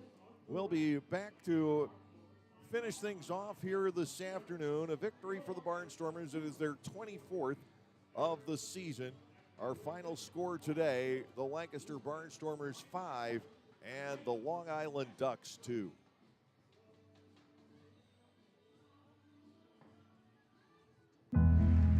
Celebrate the history of our national pastime at the National Baseball Hall of Fame and Museum in Cooperstown. See priceless treasures that will bring your baseball memories to life. Connect with events that have shaped and changed the game and our country. Our stories to tell, your memories to share. Plan your family visit today at baseballhall.org. See you in Cooperstown, where the journey becomes legend. They say to truly understand someone, you must walk a mile in their shoes. Well, at Lexus, we designed the ES with you in mind every step of the way. From class-leading legroom in the back to positioning the touchscreen 4 inches closer to you in the front. Everything in the Lexus ES, a direct reflection of you. See Bobby Rahal Lexus in Mechanicsburg or Lancaster County. 2022 ES versus 2021-2022 competitors. Information from manufacturers' websites as of 5/3/2021. For the youth of our area, the Barnstormers are offering a wide variety of camps throughout the summer to teach everyone some tips on baseball and softball. Camps are offered to kids as young as 4 and as old as 12. Some even involve the parents. They run from June 11th all the way through September 17. For more information, go to LancasterBarnstormers.com and click on the Youth Baseball tab. All presented by Orthopedic Associates of Lancaster and Play It Again Sports.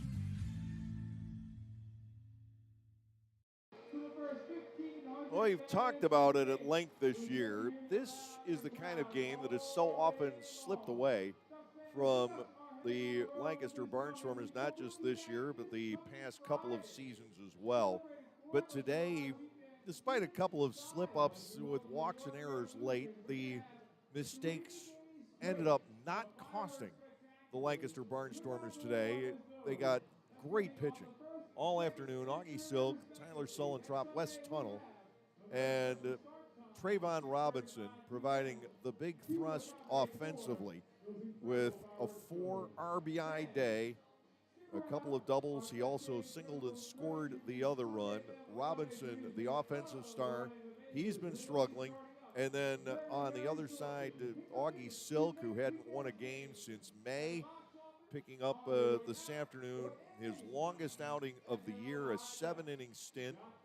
And he is able to win his third. His last win was over the Gastonia Honey Hunters all the way back on the 25th of May, a whole month plus a day ago since Augie won the last time. He's 3-6 now with the win. He lost to Ryan Meisinger 0-1. Tunnel with the save, his first. No home runs today. The line totals, the Barnstormers had 5 runs, 9 hits, an error, and 6 left. Long Island 2 runs on 4 hits with 1 error and 7 left. The game took 3 hours, 11 minutes to complete. The crowd today here on Long Island, 4,352, enjoying Ducks baseball, but they saw a Lancaster Barnstormers win. We were scoreless through the first 3 innings this afternoon. Joe Iorio and Augie Silk each facing just 1 batter over the minimum. And then both pitchers had a difficult time in the 4th. With 1 out in the top of the inning, Kelly Dugan yanked a single into right field. Andretti Cordero blooped a base hit into right as Joe DiCarlo lost it in the sun. And then after Ladarius Clark struck out, Colton Shaver walked to load the bases. Trayvon Robinson yanked a double into the right field corner, giving the Barnstormers a 2-0 lead. But Silk had the 4th inning hiccup that he tends to have either the 4th or the 5th. He could have been out of the inning. He hit L.J. Mazzilli to start the inning and then caught Mazzilli leaving too early. The Barnstormers had him pinned in the rundown, and with 1 wide throw that followed a little bit of a low throw, the Barnstormers let Mazzilli escape, and they didn't pick up that out when they could have. Alejandro De Aza struck out, but then Mazzilli stole second.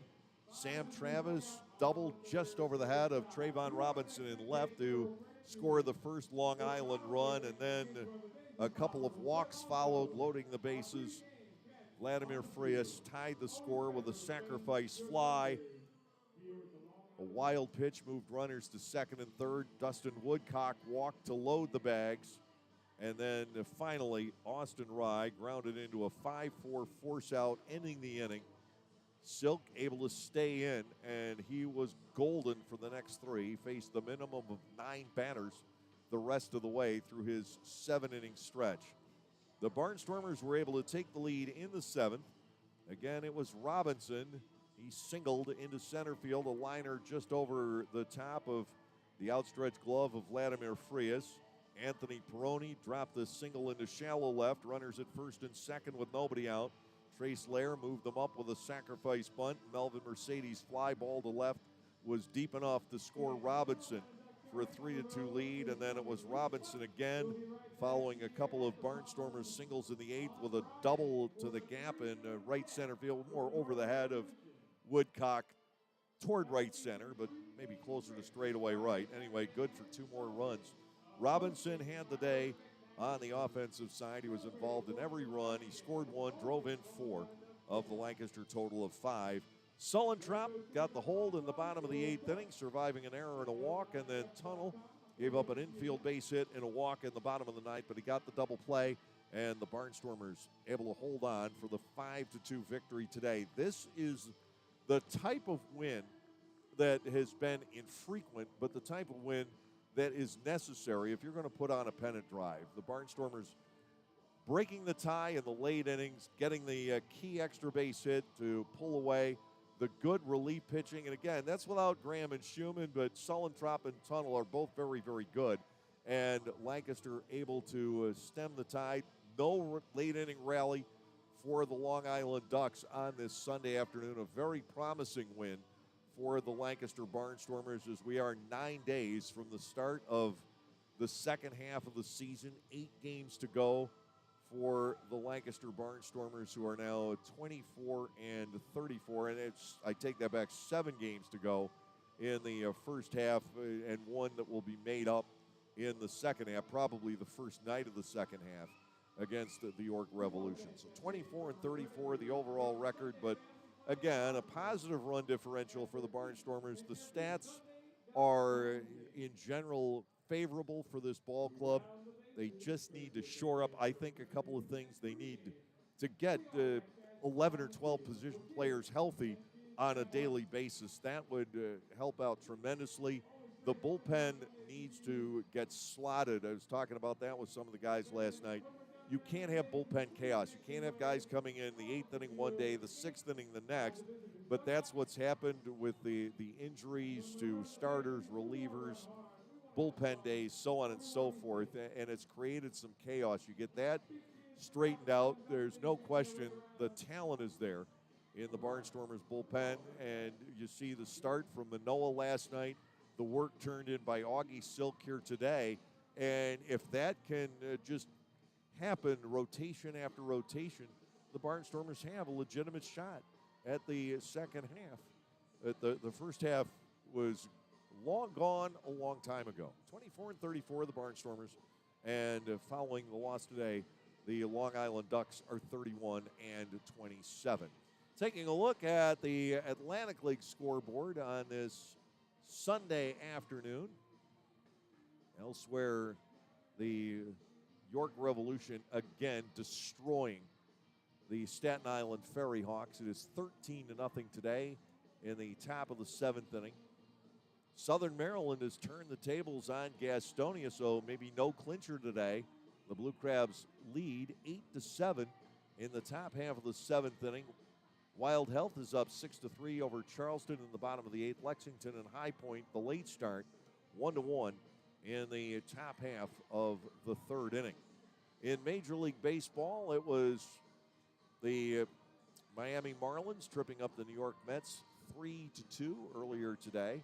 Houston and the Yankees tied at 3. The Yankees with 2 in the bottom of the 9th to level things at 3 each. Boston with an 8-3 lead over Cleveland. They're in the bottom of the 9th. Tampa Bay upends Pittsburgh 4-2. Oakland has finished off Kansas City 5-3. Another final, White Sox one better than the Orioles. 4-3 was that final. Minnesota leads Colorado 6-3 in the top of the 8th. Cubs and Cards still deadlocked at 5. They're in the bottom of the 7th. Washington up 6-0 at Texas in the bottom of the 7th. And Cincinnati off to a big start today. They're up 6-0 at San Francisco, only in the 3rd inning. Seattle and the Angels, no score, top 3. Detroit has gotten off to a good start, 2-0 at Arizona in the top of the 3rd. And the Phillies are up 2-1 over San Diego, in the top half of the 3rd inning. Dodgers and Braves come up later. Barnstormers win 5-2 here on Long Island in the finale of the 4-game series. Lancaster will come out of here with a split. They split the 2 games in York. Last weekend, another story as the Barnstormers had a couple of leads get away from them there and were swept for the 3rd straight time by the scary Southern Maryland Blue Crabs. Win today, 5-2. We'll be back in action from Lexington, Kentucky against the original Lexington Atlantic League team. The Lexington Legends will be hosting us on Tuesday night. We'll be coming your way from Wild Health Field at 6:30 on Tuesday evening. Until then, for Ryan Cortaz, our video producer, and all the cast and crew back at Clipper Magazine Stadium, getting ready for a very busy month of July. A lot of baseball coming up at Clipper Magazine Stadium. 20 home games in July, and then most of the first 2 weeks of August. We'll have the Barnstormers at home as well. And, of course, our presenting sponsor, our good friend, Adam Gockenauer at Gockenauer Appliances of East Petersburg. I'm Dave Collins. Have a great evening, everyone. Enjoy your off day, or the Barnstormers' off day tomorrow. May not be an off day for you, and we'll be back with you on Tuesday evening. Until then, have a great day, and we'll see you at the ballpark.